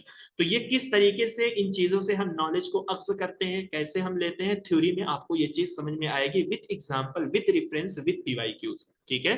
किसी भी चीज को छोड़ा नहीं गया है, हर एक टॉपिक का, हर एक यूनिट का जो है पीवाईक्यूज खोज खोज कर जो है आपको पढ़ाया गया है। यानी पहले थ्योरी आपको पढ़ाई गई है, जैसे पहले अगर मैं आपको एनालॉगी के बारे में पढ़ाऊंगा तो इस एनालॉगी से जितने भी आपके प्रीवियस ईयर क्वेश्चन आए हुए हैं उनको खोज करके उसके सामने मैं आपको क्वेश्चन भी कराऊंगा। यानी जब आप रिकॉर्डेड वीडियो देखोगे तो उसके अंदर ये सारी चीजें आपको मौजूद मिलेगी, और ऐसा सिस्टम जो है आपको किसी भी प्लेटफॉर्म पे नहीं मिलेगा सिवाय यहाँ के, क्योंकि हम लोगों ने उसी हिसाब से जो है अपने सिलेबस को डिजाइन किया है, ठीक है। क्योंकि हमें मालूम है कि हमारे जो बच्चे हैं अगर हम उनको थ्योरी पढ़ाएं और उसी वक्त जो है जो प्रीवियस ईयर क्वेश्चन आया हुआ है उनकी हम प्रैक्टिस भी करवा दें, यानी उनके सामने हम बता दें कि आप देख लो जो हम थ्योरी पढ़ा रहे हैं उसी हिसाब से जो है आपके क्वेश्चन भी आते हैं। तो ये क्या हो जाता है, सोने पे सुहागा जिसको बोलते हैं, यानी हमने थ्योरी भी पढ़ ली और क्वेश्चन भी कर ली। और जहां क्या होता है, आपको सिर्फ थ्योरी पढ़ाकर खत्म कर देते हैं और पीवाईक्यूज का कोर्स अलग लॉन्च कर देंगे, आप अपना रगड़ते रहिए, मरते रहिए, इधर से उधर जो है आप परेशान होते रहिए, आपको समझ में नहीं आएगा। तो इसी वजह से कह रहा हूं कि जब आप यहाँ पे थ्योरेटिकल चीजों को पढ़ना शुरू करोगे, यूनिट बाय यूनिट आप चीजों को पढ़ोगे और खत्म करोगे, क्योंकि हर यूनिट के अंदर जितनी भी टॉपिक है, पहले टॉपिक को डिस्कस किया गया है, फिर उनसे रिलेटेड क्वेश्चन को डिस्कस किया गया है। और जो क्वेश्चन है वो सारे पीवाईक्यूज के क्वेश्चन मेरे अपने खुद के बनाए हुए नहीं है, ये सारे वही क्वेश्चन जो एनटीए ने बनाया है। तो इससे क्या होगा कि आपका दिमाग पढ़ते पढ़ते खुल जाएगा कि यूनिट में पढ़ रहा हूं, मैं टॉपिक पढ़ रहा हूं, साथ ही साथ क्वेश्चन कर रहा हूं। तो फिर आपके अंदर एक हिम्मत डेवलप हो जाएगी, यानी आपके अंदर एक मजबूती डेवलप हो जाएगी कि भाई चलो आप खुद से हम क्वेश्चन लगाने की कोशिश करते हैं, ठीक है। यानी ये चीज हम आपके अंदर पैदा कर देंगे अगर आप कंसिस्टेंसी से अच्छे से समझ कर जो है वीडियो को आप पढ़ रहे हो, नोट बना रहे हो और उसको हमेशा डेली बेस पे आप रिवाइज कर रहे हो, ठीक है। अब ये है आपका डेटा इंटरप्रिटेशन। यहाँ पे क्या होता है कि आपको कुछ ऐसे टेबल में डेटा दिया जाता है, ठीक है, यानी ये एक मैथमेटिकल फॉर्मूला है। अब इंटरप्रिटेशन का मतलब क्या होता है, इस डेटा को जैसे यहाँ पे लिखा गया है 23, 25, 24, कुछ भी इस तरीके के फ्लॉ इस तरीके के डेटा आपके होंगे और इनसे जो है आपके 5 क्वेश्चन बनेंगे। डेटा इंटरप्रिटेशन का मतलब क्या होता है कि डेटा को अदल बदल करना, डेटा की तशरीह करना। तो ये जो इस डेटा से 5 क्वेश्चन पूछे जाएंगे ना, इसमें आपको पूछ लिया जाएगा एक क्वेश्चन में कि इन्हीं में से इन दोनों का मिला के आप परसेंटेज निकालो, कुछ में कह दिया जाएगा इस पूरे टेबल का आप एवरेज निकालो, कुछ से कह दिया जाएगा सिर्फ इस लाइन को मिलाकर आप रेशियो निकालो, ठीक है।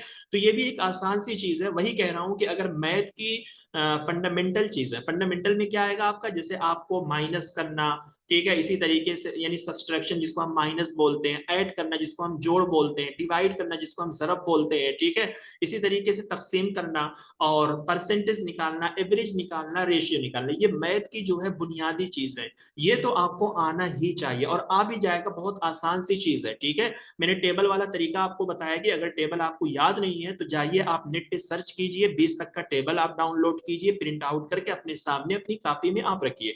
जब जब आप इन बुनियादी चीजों की प्रैक्टिस करो, टेबल की जरूरत पड़े, टेबल अगर आपको याद ना हो तो उसमें देखिए, कम से कम आप 10 तक का टेबल रट ही लो। हमने भी जब हम लोग एग्जाम दे रहे थे तो हमने भी उस टाइम पे रटा ही था। रटने का फायदा ये होता है कि बार बार आपको देखने की जरूरत नहीं पड़ेगी और आसानी के साथ आपका टाइम भी बचेगा और जल्दी से आप अपने क्वेश्चन को कर भी पाओगे, ठीक है। तो इसमें जो है इतनी सारी टाइप्स डेटा की दी गई है कि यानी इतने तरीके का डेटा पूछा जाएगा, लेकिन हमने देखा है 20-22 साल से जो भी क्वेश्चन आता है वो सिर्फ इसी वाले डेटा से आता है, ठीक है। बहुत कम इन सारी चीजों से जो है क्वेश्चन आपके बनते हैं और यही आ भी रहा है क्योंकि यही मेन पहलू होता है और इसी के अंदर क्वेश्चन भी अच्छे से विजिबल हो पाते हैं स्टूडेंट को, ठीक है। अब देखिए, इसको देखिए, इंफॉर्मेशन एंड कम्युनिकेशन टेक्नोलॉजी, देखने में ये भी बहुत छोटी सी है, ठीक है, बस इसको भी हल्के में मत लो। ये दिन ब दिन जो है एआई का जमाना वसी होता जा रहा है, चैट जीपीटी आ गई है, जेमिनी आ गई है, नोटबुक एलएम आ गए, यानी आपके एआई के बहुत सारे जो है वर्जन नए नए लॉन्च होते रहते हैं। तो जब नई नई चीजें आती हैं तो कुछ ना कुछ जो है क्वेश्चन में नया आपको देखने को मिलता है, ठीक है। ये सिलेबस तो आपको सिर्फ एक गाइड बताई गई है कि उसी के थ्रू आपको पढ़ना है, ठीक है। अब इसके अंदर भी बहुत सारी चीजें आपकी अलग आती हैं जो आपके सिलेबस में नहीं है, तो वो सारी चीजें भी क्वेश्चन को देखते हुए हमने आप लोगों को पढ़ाई हुई है।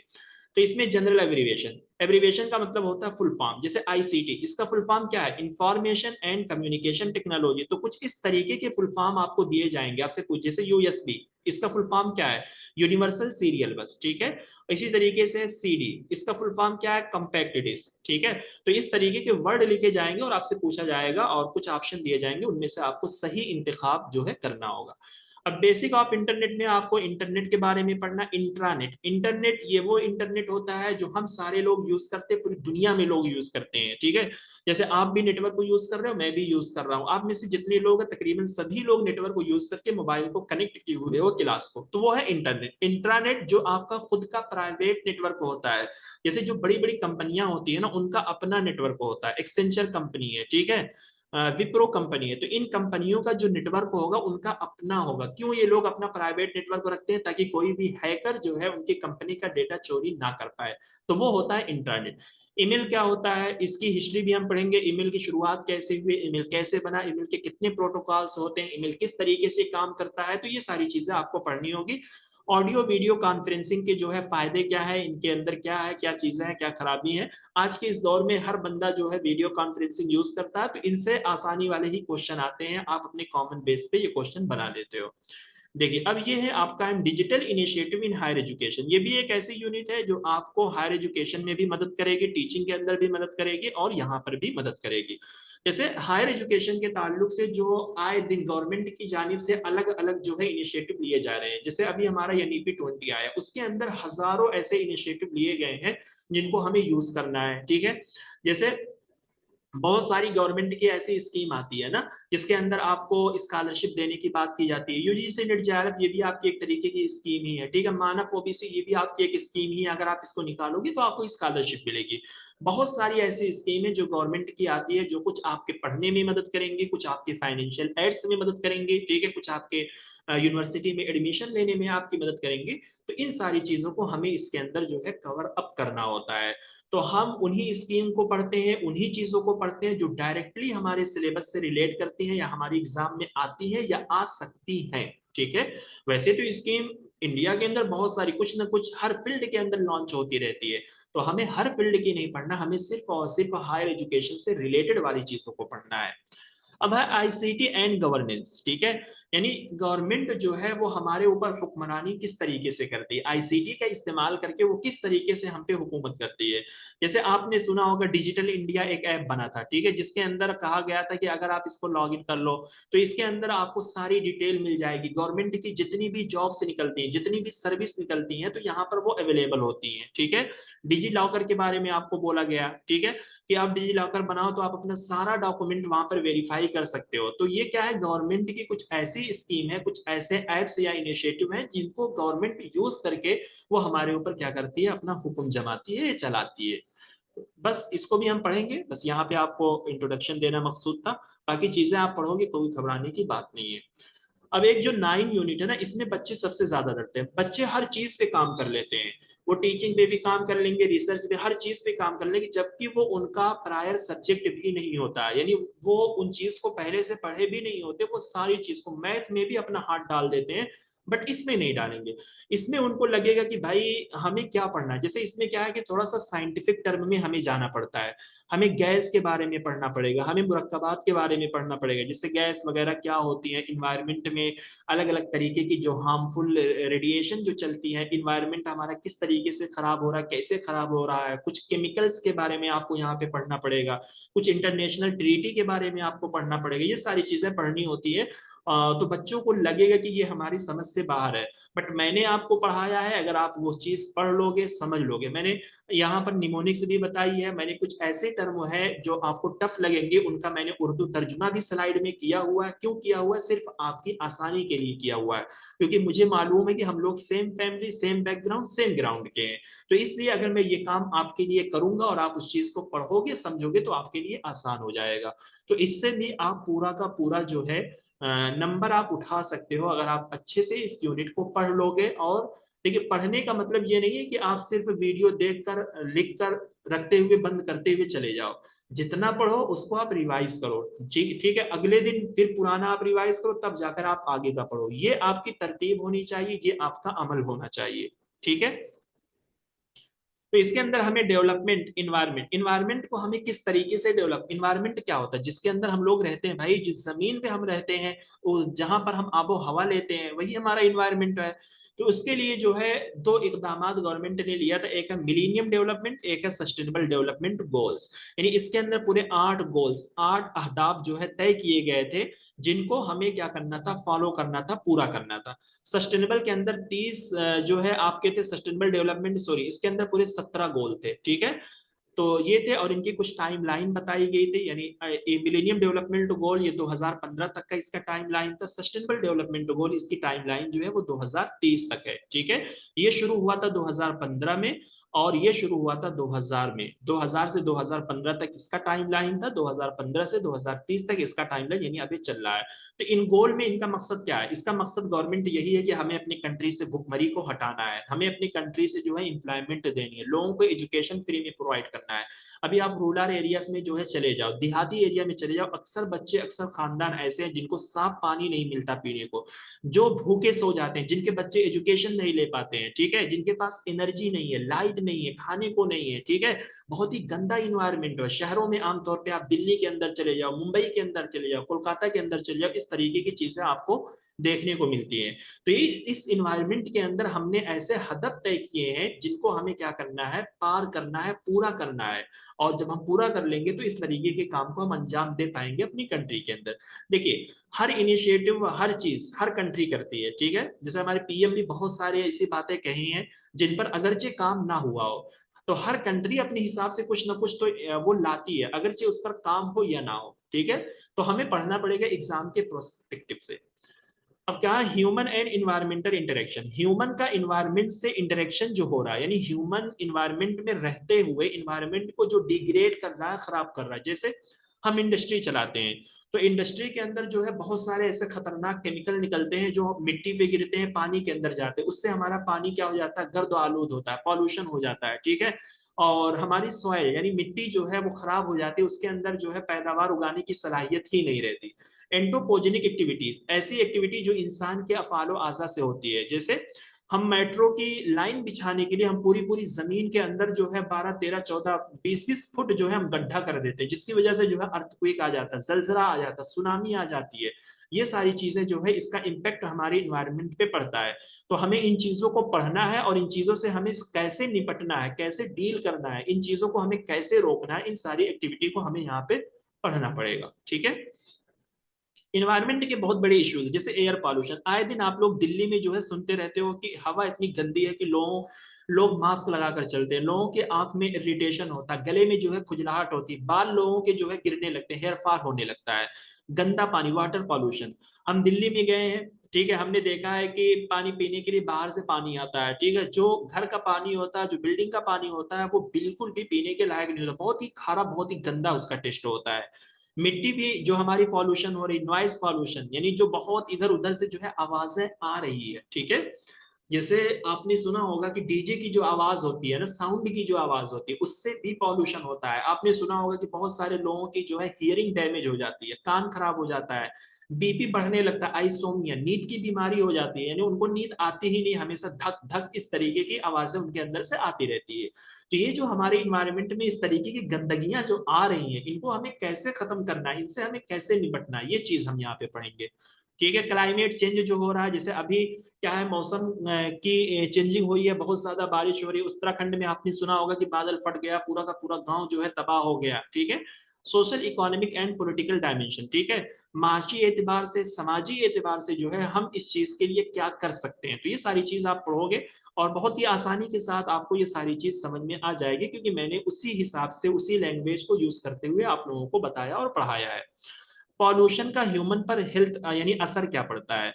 जैसे आपने सुना होगा कि दिल्ली के अंदर कुछ ऐसे छोटे छोटे पार्टिकल्स, छोटे छोटे पॉल्यूशन होते हैं, लोग मास्क लगा के चलते हैं, अगर ना चले ना मास्क लगा के, तो ये जो छोटे छोटे पॉल्यूशन हवा में उड़ते हैं, हमें पता भी नहीं चलते, हमारे नाक के रास्ते से या मुंह के रास्ते से वो हमारे अंदर चले जाते हैं और डायरेक्ट वो हमारे लंग्स पे यानी फेफड़े पर जो है अटैक करते हैं, जिसकी वजह से हमें अस्थमा की बीमारी होने लगती है, सांस फूलने की बीमारी होने लगती है। ठीक है। कई बार मैं दिल्ली खुद गया गर्मी में, तो मुझे भी आंख में इरिटेशन यानी खुजलाहट होने लगती है, तो ये क्या है, कहीं ना कहीं एक तरीके से पॉल्यूशन का ये असर होता है जो हमारे सेहत पर असर डालता है। ठीक।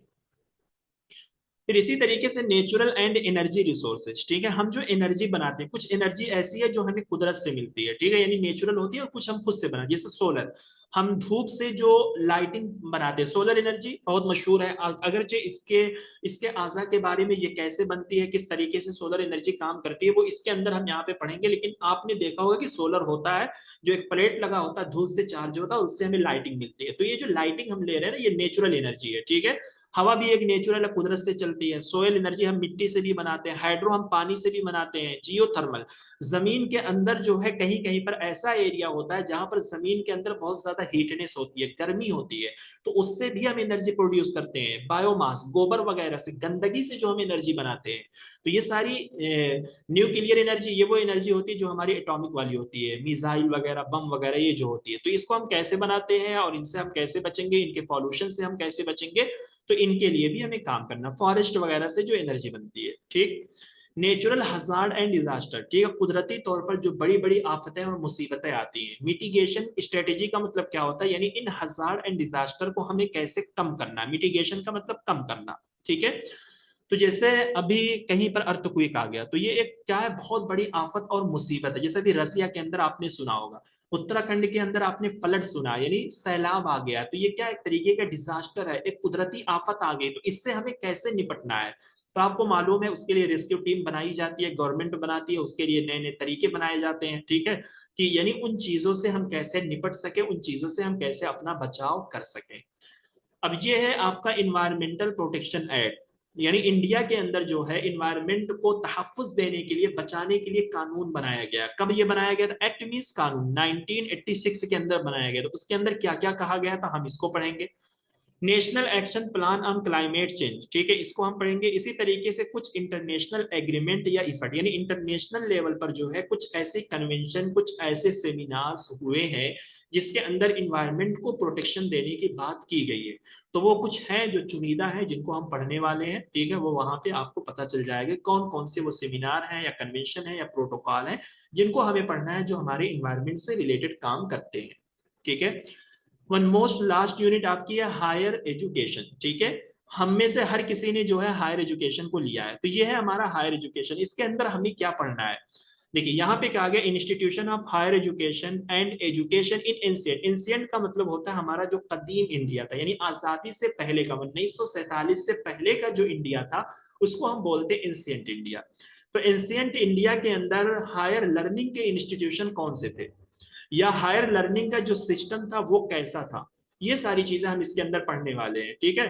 जैसे अंग्रेजों ने इंडिया के अंदर जो है आकर ईस्ट इंडिया कंपनी को कायम किया, और उसके बाद जो है उन्होंने बहुत सारी यूनिवर्सिटी बनाई, जैसे बीसीएम। बीसीएम का मतलब होता है बॉम्बे यूनिवर्सिटी, बी से सी से कलकत्ता यूनिवर्सिटी, एम से मद्रास यूनिवर्सिटी। ये सब कब बनी थी, 1857 में बनी थी, ठीक है। अंग्रेजों ने ही बनाया था, ठीक है। तो इन यूनिवर्सिटी का स्ट्रक्चर क्या रहा, इसके अंदर कैसी पढ़ाई होती थी, कौन कौन से लोग इससे ग्रेजुएट हुए थे, यानी किस तरीके का हमारा एजुकेशन सिस्टम था आजादी से पहले का, ठीक है। उन चीजों को हमें यहाँ पे पढ़ने, एक तरीके से हिस्ट्री बेस्ड चीजें यहाँ पे हमें पढ़नी पड़ेगी। फिर यहाँ पे है evolution of higher education and research in post independence. Post का मतलब होता है बाद में, यानी आजादी के बाद इंडिया के अंदर research and learning, higher learning का इवोल्यूशन कैसे हुआ। तो इसके लिए भी बहुत सारे कमीशन, जैसे आपके आजादी के बाद जो है डायरेक्टली हमने क्या किया था, 1948 में राधा कृष्णा कमीशन आया था, ठीक है। 1956 में इसी तरीके से हमने यूजीसी को बनाया, यानी ये वही यूजीसी है जो हमारा सारा एग्जाम, हमारी सारी चीजों को डील करती है अब तक। तो यानी आजादी के बाद हमने अपने हायर एजुकेशन सिस्टम को कैसे कैसे डील किया, तो इसको हम जो है कॉन्स्टिट्यूशनल वे से भी पढ़ेंगे कि कॉन्स्टिट्यूशन में जो है किस तरीके से बात कही गई थी, और अब किस तरीके से हम इस चीज के लिए काम कर रहे हैं, ठीक है। तो इसकी भी कुछ हिस्ट्री है, कुछ इस तरीके के कमीशन है, कुछ मीटिंग्स हैं जो एजुकेशन के लिए की गई थी, वही आपसे क्वेश्चन पूछा जाता है। और उन्हीं मीटिंग के बारे में क्वेश्चन पूछा जाता है कि जो 1956 में यूजीसी की मीटिंग हुई थी या यूजीसी बनाई गई थी, वो किस पर्पस के लिए बनाई गई थी। तो इस तरीके के क्वेश्चन आते हैं, जब आप पढ़ोगे तो वो चीज आपको समझ में आने लगेगी। मकसद यहाँ पे चीजों को आपको बताना है कि इसके अंदर क्या क्या चीजें आप पढ़ोगे। ओरिएंटल, ओरिएंटल का मतलब होता है जो हमारा मशरिकी, यानी पुराना, जो पुराना वाला जो एजुकेशन। कन्वेंशनल ओरिएंटल इसका मतलब होता है पुराना। नॉन कन्वेंशनल का मतलब होता है जो हमारा मॉडर्न है। देखिए कन्वेंशनल का मतलब होता है पुराना, यानी ओरिएंटल आप बोल सकते हो। नॉन कन्वेंशनल जो पुराना ना हो, जैसे आज का जो एजुकेशन सिस्टम है पुराना नहीं, क्योंकि आज के इस दौर में हम ऑनलाइन पढ़ते हैं, ठीक है। बहुत सारे ऐसे प्लेटफॉर्म है जिनको यूज करके हम कोर्स करते हैं, जैसे इंडिया के अंदर जो है आपका स्वायम है, मूक है, ठीक है। इस तरीके के बहुत सारे ऐसे प्लेटफॉर्म है जिनको यूज करके आप क्या करते हो, पढ़ते हो। कन्वेंशनल बहुत, ये पुराना जो हमारा एजुकेशन सिस्टम था, क्योंकि पुराने एजुकेशन सिस्टम में ऑनलाइन का कोई सिस्टम नहीं था, कोई भी ऐसा प्लेटफॉर्म नहीं था कि आप घर बैठ के पढ़ सकते हो।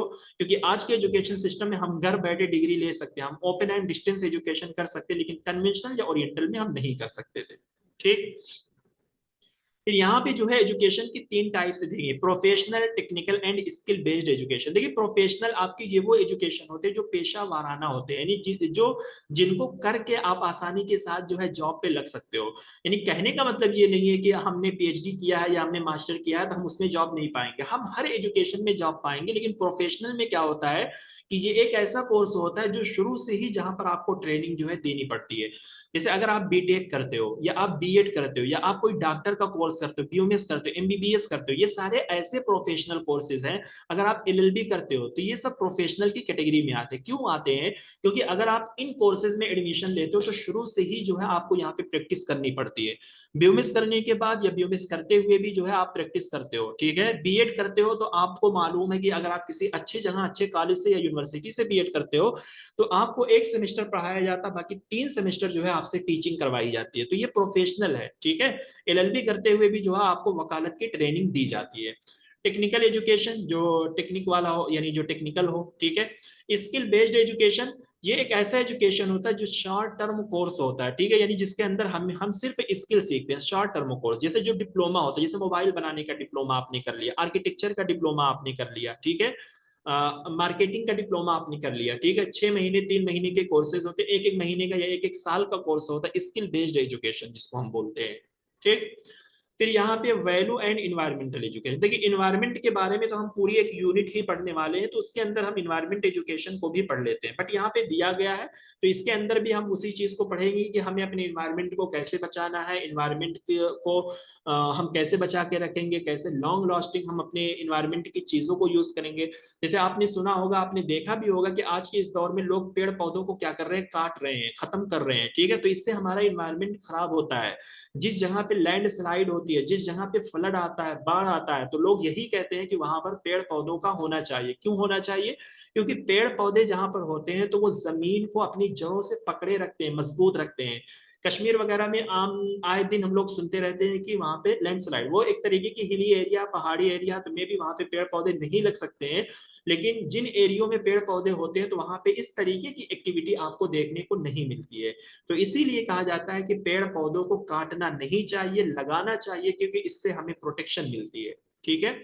वैल्यू एजुकेशन, जहाँ पे आपको वैल्यू दी जाएगी, आपको बताया जाएगा कि हम ये चीज मदरसे में भी पढ़ते हैं, यहाँ भी पढ़ते हैं, कॉलेज में भी पढ़ते हैं, हमें बताया जाता है टीचर से कैसे पेश आना है, ठीक है, अपने बड़ों से, अपने मम्मी पापा से, पेरेंट्स से किस तरीके से जो है आपको अपना अखलाकी रवैया बाकी रखना है।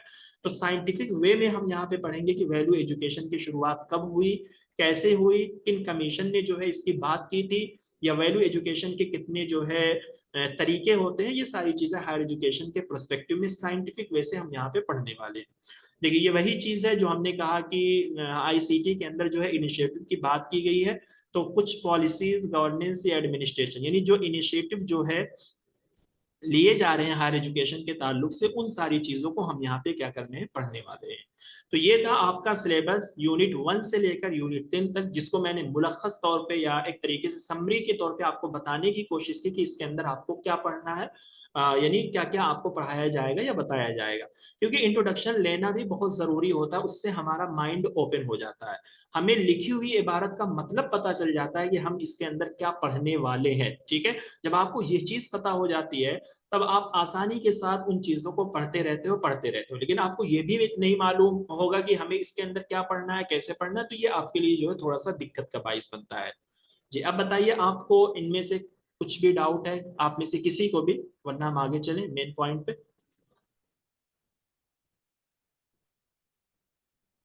आ गया सबको समझ में?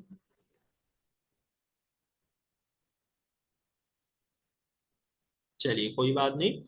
देखिए अब हम आपसे बात करेंगे एक्स्ट्रा मटेरियल्स के बारे में, ठीक है। जैसे आप में से बहुत सारे बच्चे ऐसे हैं जिन्होंने ये चीज मुझसे पूछ भी ली है कि सर हमें कोई बुक बता दीजिए, हम बुक से पढ़ने वाले हैं। देखिए मैं एकदम क्लियरली और साफ तौर पे बोलता हूँ कि लोग इतना कॉन्फिडेंस से बोलेंगे कि हमें कोई बुक बता दीजिए, ठीक है। मैं आपसे कहता हूं कि अगर आपकी इंग्लिश बहुत ही अच्छी है, आपका रिटेंशन पावर बहुत अच्छा है, आपकी समझने की सलाहियत बहुत अच्छी है, तभी तो आप बुक लीजिए, वरना आपका बुक लेने का कोई फायदा नहीं है। देखिए आप बुक तब लो जब एक बार आप सारी यूनिट को पढ़ डालो। इससे फायदा क्या होगा कि जब आप एक बार यूनिट को पढ़ डालोगे तो एटलीस्ट आप इतने कैपेबल हो जाओगे, आपको पता तो चल जाएगा कि टीचिंग के अंदर आपने क्या पढ़ा है। तो जो टॉपिक आपने हमसे पढ़ी है वही टॉपिक अगर आप बुक के अंदर देखोगे तब आपको समझ में आएगा कि हाँ सर ने हमें ऐसे पढ़ाया है, ऐसे बताया है, और किताब के अंदर इसी से रिलेटेड मुझे नई चीजें, नई पॉइंट मिल रही है। तब आप वहां से नई चीजें निकालने के लिए कैपेबल होगे।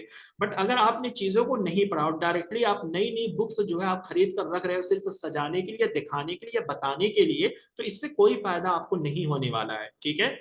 तो सबसे पहले बुक्स में आपको क्या करना है, फर्स्ट आपकी प्रायोरिटी यही होनी चाहिए कि आप अहम एजुकेशनल एकेडमी, यानी आपको जो नोट दी जा रही, जो मैं आपको पढ़ा रहा हूं और आपको जो नोट शेयर करूंगा, वही नोट आपको क्या करना है, फॉलो करना है, ठीक है। यानी शुरू से लेकर आखिर तक या मरते दम तक, यानी जब तक आप अपना एग्जाम दोगे, ठीक है। ये मैं आपके लिए बोल रहा हूं अगर आप मुझसे पढ़ रहे हो तो।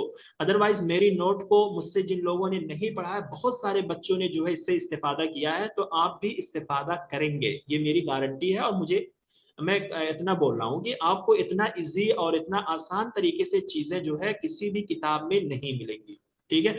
बड़ी मेहनत से ये सारी चीजें तैयार की गई। बट मैंने आपके लिए ऑप्शन भी रखा है, अगर आप कोई बुक कहना भी चाहते हो या हमसे मांगना भी चाहते हो कि सर कोई बुक का नाम आप बताओ जिनको हम यूज करके पढ़ सकें, तो देखिए सबसे ट्रस्टेड बुक जो होती है आमतौर पे लोग इसी को रिफर करते हैं, KVS Madan UGC net book latest edition 2025। इसको आप ले सकते हो। इसकी लैंग्वेज जो है थोड़ा सा इजी हो सकती है हम लोगों के मुकाबले में, ठीक है, यानी हम लोगों की समझ के एतबार से थोड़ा सा इजी होती है। इसको आप ले सकते हो, लेकिन इसको भी आप नहीं समझ पाओगे अगर फर्स्ट आप लेकर इससे पढ़ोगे। सबसे पहले आप पूरी यूनिट को पढ़ डालो, नोट को हमारे सामने रखो जो हमारी अपनी नोट है एम एजुकेशनल एकेडमी की, और उन नोट से आप अपनी खुद की पॉइंट अपनी कॉपी पे तैयार करो। जैसे मान लीजिए मैंने आपको इतनी सारी स्लाइड जो है पढ़ाई हुई, तो जरूरी नहीं है कि आप सारी स्लाइड को नोट करो। उन स्लाइड के अंदर जो अहम अहम निकात आपको मिल रहे हैं, जो अहम अहम पॉइंट आपको मिल रहे हैं, उनको आप नोट करो, ठीक है। फिर उसी टॉपिक से रिलेटेड अगर आपको बुक में कुछ अहम पॉइंट आपको मिल जाता है, तब आप उस बुक से निकाल के आप अपनी कॉपी में नोट करो। ये आपका तरीका होना चाहिए नोट बनाने का। और अगर आप किसी किताब से पढ़ रहे हो तो पहले आप पढ़ो, तब जाकर किताब आप लो, तब जाकर आपको कोई नई चीज मिलेगी, वरना आपके लिए सब वैसा ही रहेगा, ठीक।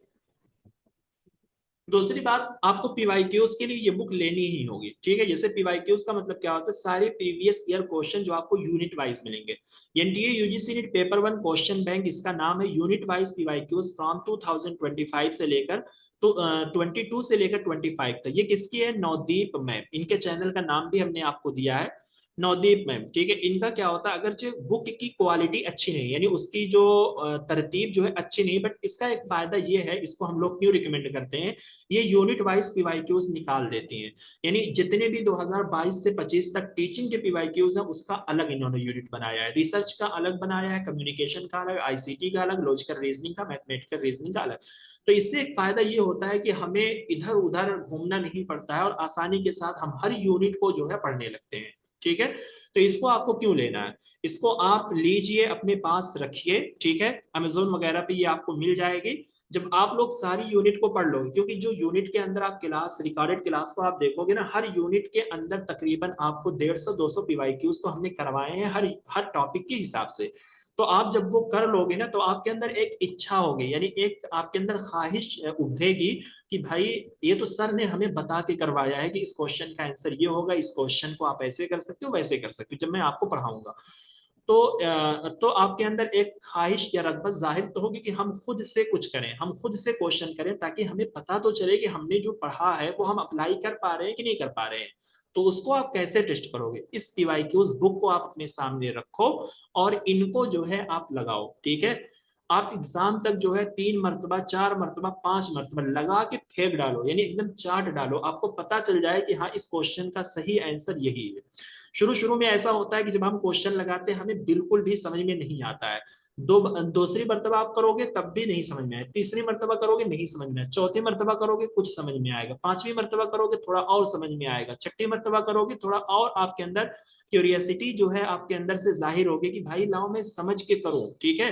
जैसे कुछ स्टूडेंट ऐसे होते हैं, वो क्या करते हैं, ये क्वेश्चन है इसका आंसर रट लेते हैं कि हाँ इसका 3 है, इस क्वेश्चन का आंसर 2 है, कुछ इस क्वेश्चन का आंसर। शुरू में हम लोगों ने भी यही किया, लेकिन इससे हमारा कोई फायदा नहीं है, हम एग्जाम में ये वाला काम नहीं परफॉर्म कर सकते हैं, ठीक है। हमें थोड़ा बहुत समझना होगा, हमें ये समझना होगा कि क्वेश्चन हमसे कहना क्या चाह रहा है, उसका सही आंसर क्या होना चाहिए, ठीक। तो उसकी प्रैक्टिस आप कैसे करोगे, इस पीवाईक्यूज बुक से आप करोगे, ठीक है। अगर कोई ये पीवाईक्यूज बुक नहीं ले सकता है या उसके लिए बर्डन लगती है, तो आप लोग जो नोट आपको मिलेगी जिसके अंदर हमने थ्योरी पढ़ाई है और क्वेश्चन पढ़ाया है, तो आप वही 3 बार 4 बार 5 बार आप कर लोगे ना अच्छे से, तो वो भी आपके लिए मोर देन इनफ रहने वाला है। बहुत सारे बच्चों ने ऐसे ही करके एग्जाम को क्लियर किया है। अब है आपके लिए यूट्यूब चैनल, यानी मेरे अलावा अगर आप किसी की पीवाईक्यूज की वीडियो देखना चाहते हो, ठीक है, या कोई ऐसा नया क्वेश्चन आपको मिलता है जो क्वेश्चन मैंने आपको नहीं पढ़ाया, यानी उस थ्योरी को मैंने नहीं पढ़ाया है, तो आप देखिए कि अगर ये सारे टीचर पढ़ा रहे हैं तो इनमें से आप किसी को भी किसी एक को फॉलो करो, ठीक है, यानी जिनकी वीडियो आपको अच्छी लगती है। देखिए पहले नंबर पे मैंने इनको रखा है, क्योंकि इनकी पकड़, इनकी अंडरस्टैंडिंग, इनकी समझ, इनका समझाने का तरीका काफी अच्छा है, काफी साफ सुथरा है, ठीक है। ये अपना खुद का जो है पैड पढ़ाते हैं, ठीक है, बट यूट्यूब पे ये आते रहते हैं। इनका यूट्यूब चैनल है कॉमर्स नेट अचीवर्स, ठीक है, इनका नाम है तलवीर सिंह, इनका पढ़ाने का तरीका बहुत अच्छा है, तो इनको आप फॉलो कर सकते हो। वक्तन फौक्तन जो है ये पीवाईक्यूज की वीडियो अपलोड करते रहते हैं। तो जैसे एग्जाम्पल के तौर पे ये होता है ना, कभी कभी मैंने आपको पढ़ाया, मेरा तरीका आपको नहीं पसंद आया पीवाईक्यूज कराने का, हो सकता है इनका आपको पसंद आ जाए, तो इनका आप फॉलो कीजिए और वही तरीका फिर मेरे वाले क्वेश्चन पे लाकर आप अप्लाई करिए। ठीक। एक है 9 क्लासेस, ये चैनल है, इनका नाम है नवदीप कौर। ठीक है, इनके कंटेंट अच्छे होते हैं, अगरचे थोड़ा सा टीचिंग स्टाइल के बारे में हम कहें बहुत अच्छा नहीं होगा आप शुरुआती लोगों के लिए, बट जब आप चीजों को पढ़ने लगो, 2 यूनिट आपने पढ़ लिया, तीसरी यूनिट पे आप मुंतकिल करोगे तो धीरे धीरे ये सारी चीजें भी आपको समझ में आने लगेंगी। एक है net JRF by doctor Mukesh Goyal, ये भी इनका पढ़ाने का तरीका अच्छा है। ठीक है, थोड़ा मतलब ठहर ठहर के चीजों को समझाते हैं। यूजीसी नेट कुमार भारत, ये भी अच्छा पढ़ाते हैं, यानी समझा समझा के पढ़ाते हैं। आप इनमें से किसी भी एक को फॉलो कर लो जो आपको समझ में आता है, ये मैं अपने एक्सपीरियंस के मुताबिक बता रहा हूँ। ठीक है, बाकी 4 5 5 वाला जो है वो चैनल मेरा है, विजन जेआरएफ मोहम्मद सादिक, इस पे जो है आपको जो है 2024 दिसंबर के सारे पीवाईक्यूज मिलेंगे। ठीक है, इसी तरीके से अभी जो एग्जाम हुआ है उसके कुछ पीवाईक्यूज आपको मिलेंगे। यानी इस पे भी जो है वक्तन फौक्तन मैं वीडियो लाता रहता हूँ, बहुत सारी नई चीजें, नई टॉपिक भी इस पे मैं लाता रहता हूँ। और मेरी वीडियो जो होती है वो 10 मिनट या 5 मिनट या 8 मिनट की ऐसी होती है। मैं इस वजह से छोटी वीडियो बनाता हूँ क्योंकि मुझे लगता है कि लोग थ्योरी भी पढ़ते हैं, क्वेश्चन भी करते हैं, सब कुछ करते हैं, फिर वीडियो देखने में एक आलस आती है ना, यानी एक बोरियत सी महसूस होती है। इसलिए मैं छोटी वीडियो बनाता हूँ और उसके अंदर कंसेप्चुअल वीडियो वो होती है, क्वेश्चन नए होते हैं, कंसेप्ट नया होता है, तरीका भी नया होता है। तो आप इनको भी फॉलो कर सकते हो नए नए अपडेट के लिए, नए नए जो है चीजों के लिए, क्योंकि आपका ये एक ऐसा एग्जाम है ना, आपको एक तरीके से आपके एग्जाम तक आपको बना रहना पड़ता है। जैसे यूपीएससी का जो एग्जाम होता है, लोग उसमें 2 साल तक लगे रहते हैं जब तक उनका फाइनल रिजल्ट नहीं आता। तो सेम वही चीज आपको फर्स्ट पेपर के लिए करनी पड़ेगी। सेकंड पेपर आपका लिमिटेड है। लिमिटेड का मतलब क्या होता है, उसके अंदर जो है क्वेश्चन अलग बन सकते हैं, लेकिन उनका मवाद जो है लिमिटेड है, उसी के अंदर से बनेंगे। लेकिन फर्स्ट पेपर के लिए कहा नहीं जा सकता, क्योंकि सिलेबस दिया गया है, वो सिर्फ आपके लिए एक डायरेक्शन है, बाकी बहुत सारी नई चीजें, नए क्वेश्चन आते रहते हैं। तो वो जो सारे नए क्वेश्चन आते हैं वो मैं अपने इस चैनल के माध्यम से करवाने की कोशिश करता हूं, ताकि ये चीज भी आपको साथ साथ साथ आपकी क्या हो सके, कवर होती रहे। ठीक है, अब यहाँ पे जो है मैंने किताब का फोटो डाल दिया, वो किताब यही है। ठीक है, पीवाईक्यूज वाली। ठीक है, तो जरूर आप लोगों के पास होनी चाहिए, इट्स माय रिकमेंडेशन। और ये है आपकी यूजीसी नेट वाली बुक, अगर आप लेना चाहें तो अभी मेरा मानना है आप लोग ना लो। मैं उन बच्चों के लिए ये ऑप्शन रखा हूँ जो लोग मुझसे पूछ रहे थे और जो पूछते हैं बहुत धड़ल्ले से कि सर हमें कोई किताब बताइए, तो आप ले सकते हो इसको। ठीक है, ये मैं कह रहा हूँ। अदरवाइज मेरी नोट आप लोगों के लिए काफी है, अगर आप उसको अच्छे से पढ़ोगे तो। अब एक चीज यहाँ पे कि आप अपनी खुद की नोट कैसे बनाओ। ठीक है, लेकिन मेरा जो तरीका, मैं एक ही तरीका बताता हूँ, अगर आपको अच्छा लगे तो आप फॉलो करना। जैसे एग्जांपल के तौर पे मैंने आपको पढ़ाया है लेवल ऑफ टीचिंग, मैंने आपको बताया है कि लेवल ऑफ टीचिंग के अंदर क्या होते हैं, 3 लेवल होते हैं। ठीक है, मैं बिल्कुल देसी तरीका आपको बताने वाला हूँ, देहात। लेवल 1 में मैंने कहा कि क्लास 1 से लेकर क्लास 5 तक के बच्चे होते हैं, यानी बिल्कुल लोवेस्ट लेवल के जो है बच्चे होते हैं। लेवल 2 जो है वो क्या होता है, थोड़ा सा इससे हाई लेवल का होता है। इसके अंदर जो है आपके 10+2 के बाद के, यानी आप कह सकते हो कि बैचलर वगैरह के जो है बच्चे होते हैं, और इनके अंदर एक तरीके से अंडरस्टैंडिंग डेवलप हो जाती है। ठीक है, लेवल 3 जो है वो आपका क्या होता है, जिसको हम रिफ्लेक्टिव लेवल ऑफ टीचिंग बोलते हैं। ठीक है, ये हमारा सबसे हाईएस्ट लेवल होता है, जिसे इसके अंदर पीएचडी लेवल के जो बच्चे होते हैं वो इसके अंदर आएंगे। ठीक, इसको हम क्या बोलते हैं, लेवल 1 को हम मेमोरी लेवल बोलते हैं। ठीक है, और लेवल 2 को हम क्या बोलते हैं, अंडरस्टैंडिंग लेवल बोलते हैं। ठीक है, और इसी तरीके से लेवल 3 को हम बोलते हैं रिफ्लेक्टिव लेवल ऑफ टीचिंग बोलते हैं। इसको हम बोलते हैं रिफ्लेक्टिव लेवल ऑफ टीचिंग बोलते हैं। तो ये आपका 3 लेवल। अब मैंने आपको समझाया कि मेमोरी लेवल के अंदर बच्चा रटता है, मेमोरी लेवल के अंदर जो है बच्चा चीजों को समझता नहीं है। तो आप पहले इसकी डिफिनेशन जो मैंने आपको इंग्लिश में दी हुई है ना, यानी इसकी मेन डिफिनेशन 1 लाइन या 2 लाइन में आपको मिलेगी। तो पहले लेवल 1 की आप डिफिनेशन लिखो, और फिर इस डिफिनेशन का मतलब क्या होता है उसको आप अपनी उर्दू में लिखो। जैसे मैंने आपको बताया कि लेवल 1 के अंदर बच्चे जो होते हैं वो चीजों को समझते नहीं है, वो सिर्फ जो है रट्टा मारते हैं। ठीक है, यहाँ पर टीचर का रोल ज्यादा होता है, टीचर यहाँ पर गाइडर का काम करता है, बच्चे का रोल सेकेंडरी होता है। मैंने आपको बताया है, यहाँ पर डिफिनेशन लिखी हुई है, और इस चीज को आप समझ के जो मैं आपको समझाऊंगा, आप अपने वर्ड में उसके नीचे आप ये वाली बात लिखो। ठीक है, आपको थोड़ा सा मेहनत लग सकती है, आप चाहे उर्दू में लिखो, चाहे कश्मीरी में लिखो, बंगाली में लिखो, जो भी आपकी अपनी मादरी जुबान है आप लिखो, लेकिन इंग्लिश के नीचे लिखो। इससे फायदा ये होता है कि ये चीज हमारे माइंड में लॉन्ग लास्टिंग रहती है। मैंने अपनी नोट ऐसे ही बनाई है, आज भी अगर मैं देखता हूँ तो मुझे सारी चीजें असबर याद हो जाती। क्यों याद हो जाती है? क्योंकि इसका बेहतर तरीका ये होता है कि बसा औकात ऐसा होता है कि हम इंग्लिश तो लिख लेते हैं, डिफिनेशन लिख लेते हैं, लेकिन उसको हम समझ नहीं पाते। यानी सियाको सबाक से हम फेल रहते हैं कि इस इंग्लिश का कहने का मतलब क्या है। तो अगर हमने उर्दू नीचे लिखा हुआ होता है समझ के, तो हमारे लिए वो चीज आसान हो जाती है। तो इससे क्या है, हमारी इंग्लिश भी ठीक ठाक होती रहती है और हमारी समझ भी जो है डेवलप होती रहती है। और इसका मेन मदद जो हमें मिलती है रिवीजन के टाइम पे मिलता है। रिवीजन के टाइम पे कैसे मिलती है? अब जैसे हमें लेवल ऑफ टीचिंग की रिवीजन करना, हमने अपनी नोट खोला, इसके ऊपर हमारी नजर गई, इस पर हमारी खूब अच्छे से जाएगी। क्यों जाएगी? क्योंकि हमने अपनी जुबान में लिखा है और फट से वो चीज हमारे जहन में अंदर बैठ जाएगी। ठीक है, बात समझ में आई मेरी आप लोगों को? जी जी सर। सर। ठीक है, तो आप लोग अमल करेंगे। बाकी और कोई डाउट है आप में से किसी को, कुछ भी पूछना है? ठीक है सर, कोई डाउट नहीं सर। ओके, चलिए तो फिर सर क्लास मैं को इन करें। थोड़ा यू लेट डोंट था हैव एनी लेट। डाउट? जी Hasan, what are you saying? हाँ, मैं तो आज थोड़ा सा लेट कर ज्वाइन होगा, तो कोई बात इसलिए नहीं, यूनिट। वीडियो जो है अपलोड कर दी जाएगी। और ये वीडियो जो है रिकॉर्डेड है। ये एक आज इंट्रोडक्शन सेशन था, ये कोई प्रॉपर क्लास नहीं थी जिसके अंदर मैंने सिलेबस का इंट्रोडक्शन दिया, आपको एक्स्ट्रा मटेरियल के बारे में इंफॉर्मेशन दी कि if you want extra material तो आप इन चीज़ों को फॉलो कर सकते हो। ठीक है, और मैंने आपको नोट बनाने का तरीका बताया। ठीक है, जो मैं अपना बनाता हूँ वही मैं पर्सनल एक्सपीरियंस आप लोगों को बता रहा हूँ, क्योंकि आप शुरुआत के स्टेज पे हो। अगर आप ये वाली एक्टिविटी करोगे, ये वाला आप काम करोगे, तो डेफिनेटली ये आपके लिए हेल्पफुल होगा। ठीक है जी सर। जी, चलिए मिलते अस्सलाम वालेकुम सर। हैं। जी वालेकुम अस्सलाम। सर ये जो आपने मैथमेटिकल और डीआई का जो बताया है सर, वो अगर हम लोग नहीं कर पा रहे हैं तो उसको छोड़ सकते हैं उसको ऑप्शंस में? देखिए नहीं नहीं, देखिए आपका निगेटिव मार्क्स नहीं होता है। पहली बात, नेट के अंदर आपका निगेटिव मार्क्स नहीं होता है। अगर आपने उसके लिए मेहनत नहीं की है तो आपको क्यों छोड़ के आना? आप टिक मार के आइए, हो सकता है आपका सही भी हो जाए। कोई भी निगेटिव मार्क्स नहीं होता है। किसी भी एक क्वेश्चन को नहीं छोड़ना है आपको, आए तब भी लगाना, ना आए तब भी आपको टिक करना है। ठीक है, सर प्रैक्टिस के लिए बोल रहे हैं सर, प्रैक्टिस करने के लिए क्या तो वो टॉपिक छोड़ सकते हैं क्या? तो आप प्रैक्टिस के लिए अगर छोड़ेंगे तो एग्जाम में तो आपको कुछ ना कुछ तो करना ही होगा ना, मतलब टिक मारना है। तो आप अगर प्रैक्टिस ना करें तब भी कोई दिक्कत नहीं है। देखिए अब मैं आपको एक और रियलिटी बताऊं। अक्सर जो बच्चे होते हैं ना, वो मैथमेटिकल रीजनिंग को छोड़ देते हैं लेकिन डीआई को फॉलो करते हैं। क्यों फॉलो करते हैं?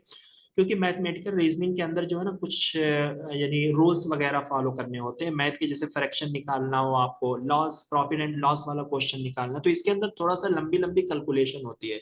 लेकिन डीआई के अंदर कैलकुलेशन लंबी नहीं होती। डीआई के अंदर सिर्फ यही तीन चार कंसेप्ट होते हैं और उसी डेटा में से निकालना होता है। तो आप डीआई पे अगर प्रैक्टिस अपनी कमांड आप लोग ले लोगे, तो आपका 5 क्वेश्चन में से 3 क्वेश्चन तो आप डेफिनेटली सही कर पाओगे। ठीक है, तो मैं कंप्लीटली आपसे ये नहीं बोलूंगा कि आप मैथमेटिकल एंड डीआई की यूनिट को इग्नोर करो। अगर आपको इग्नोर करना है तो आप मैथमेटिक्स को इग्नोर कर सकते हो, बट डीआई को तो आप इग्नोर ना करो, क्योंकि ये यूनिट जो है आपको एक दो नंबर देकर जाएगी और एक दो नंबर बहुत ही मायने रखता है। अब आप खुद सोचो, आपका मुकाबला ऐसे कंपिटिटर से है, ऐसे बच्चों से है जो मैथ की भी प्रैक्टिस करके जा रहा है और जो डीआई की भी प्रैक्टिस करके जा रहा है। आपकी सारी यूनिट टच जो है अच्छा, और आप कॉन्फिडेंटली ये कह भी नहीं सकते हो कि हमने सारी यूनिट अच्छे से पढ़ी है और हम हर यूनिट में पूरा का पूरा नंबर उठाएंगे। ठीक है, क्योंकि हर यूनिट के अंदर कुछ ना कुछ ऐसा क्वेश्चन आ ही जाएगा जो आपको लगेगा कि आउट ऑफ सिलेबस है। वो आपको लगेगा क्योंकि एग्जाम का एक प्रेशर हमारे सर पे होता है, इस वजह से लगेगा। ठीक है, जबकि ऐसा होता नहीं है। और एक वो बच्चा है जो डीआई करेगा, दूसरा आप उनमें से हैं जो आप डीआई नहीं करेंगे, तो कौन जीतेगा रेस? यही जीतेगा। तो डेफिनेटली आपको डीआई की प्रैक्टिस शुरू करनी है। मेरी बात आप मानिए, डीआई आसान है आप लोगों के लिए, बहुत ही आसान है। आसानी से ये चीज आपकी बन जाएगी। अगर अभी से आप रेगुलर बेस पे प्रैक्टिस जारी रखोगे डीआई के लिए और मुस्तकिल एग्जाम तक आप करते रहोगे, तो आप डीआई के क्वेश्चन को बना लोगे। क्योंकि डीआई जो है तीन ही चार पांच कंसेप्ट होते हैं और वही बार बार रिपीट होते रहते हैं, सिर्फ उसके अंदर जो है डेटा बदलता रहता है। ठीक है, जी सर, जज़ाकल्लाह। चलिए ठीक है, मिलते हैं फिर नेक्स्ट वीडियो में। जी सर। ठीक, अस्सलाम वालेकुम।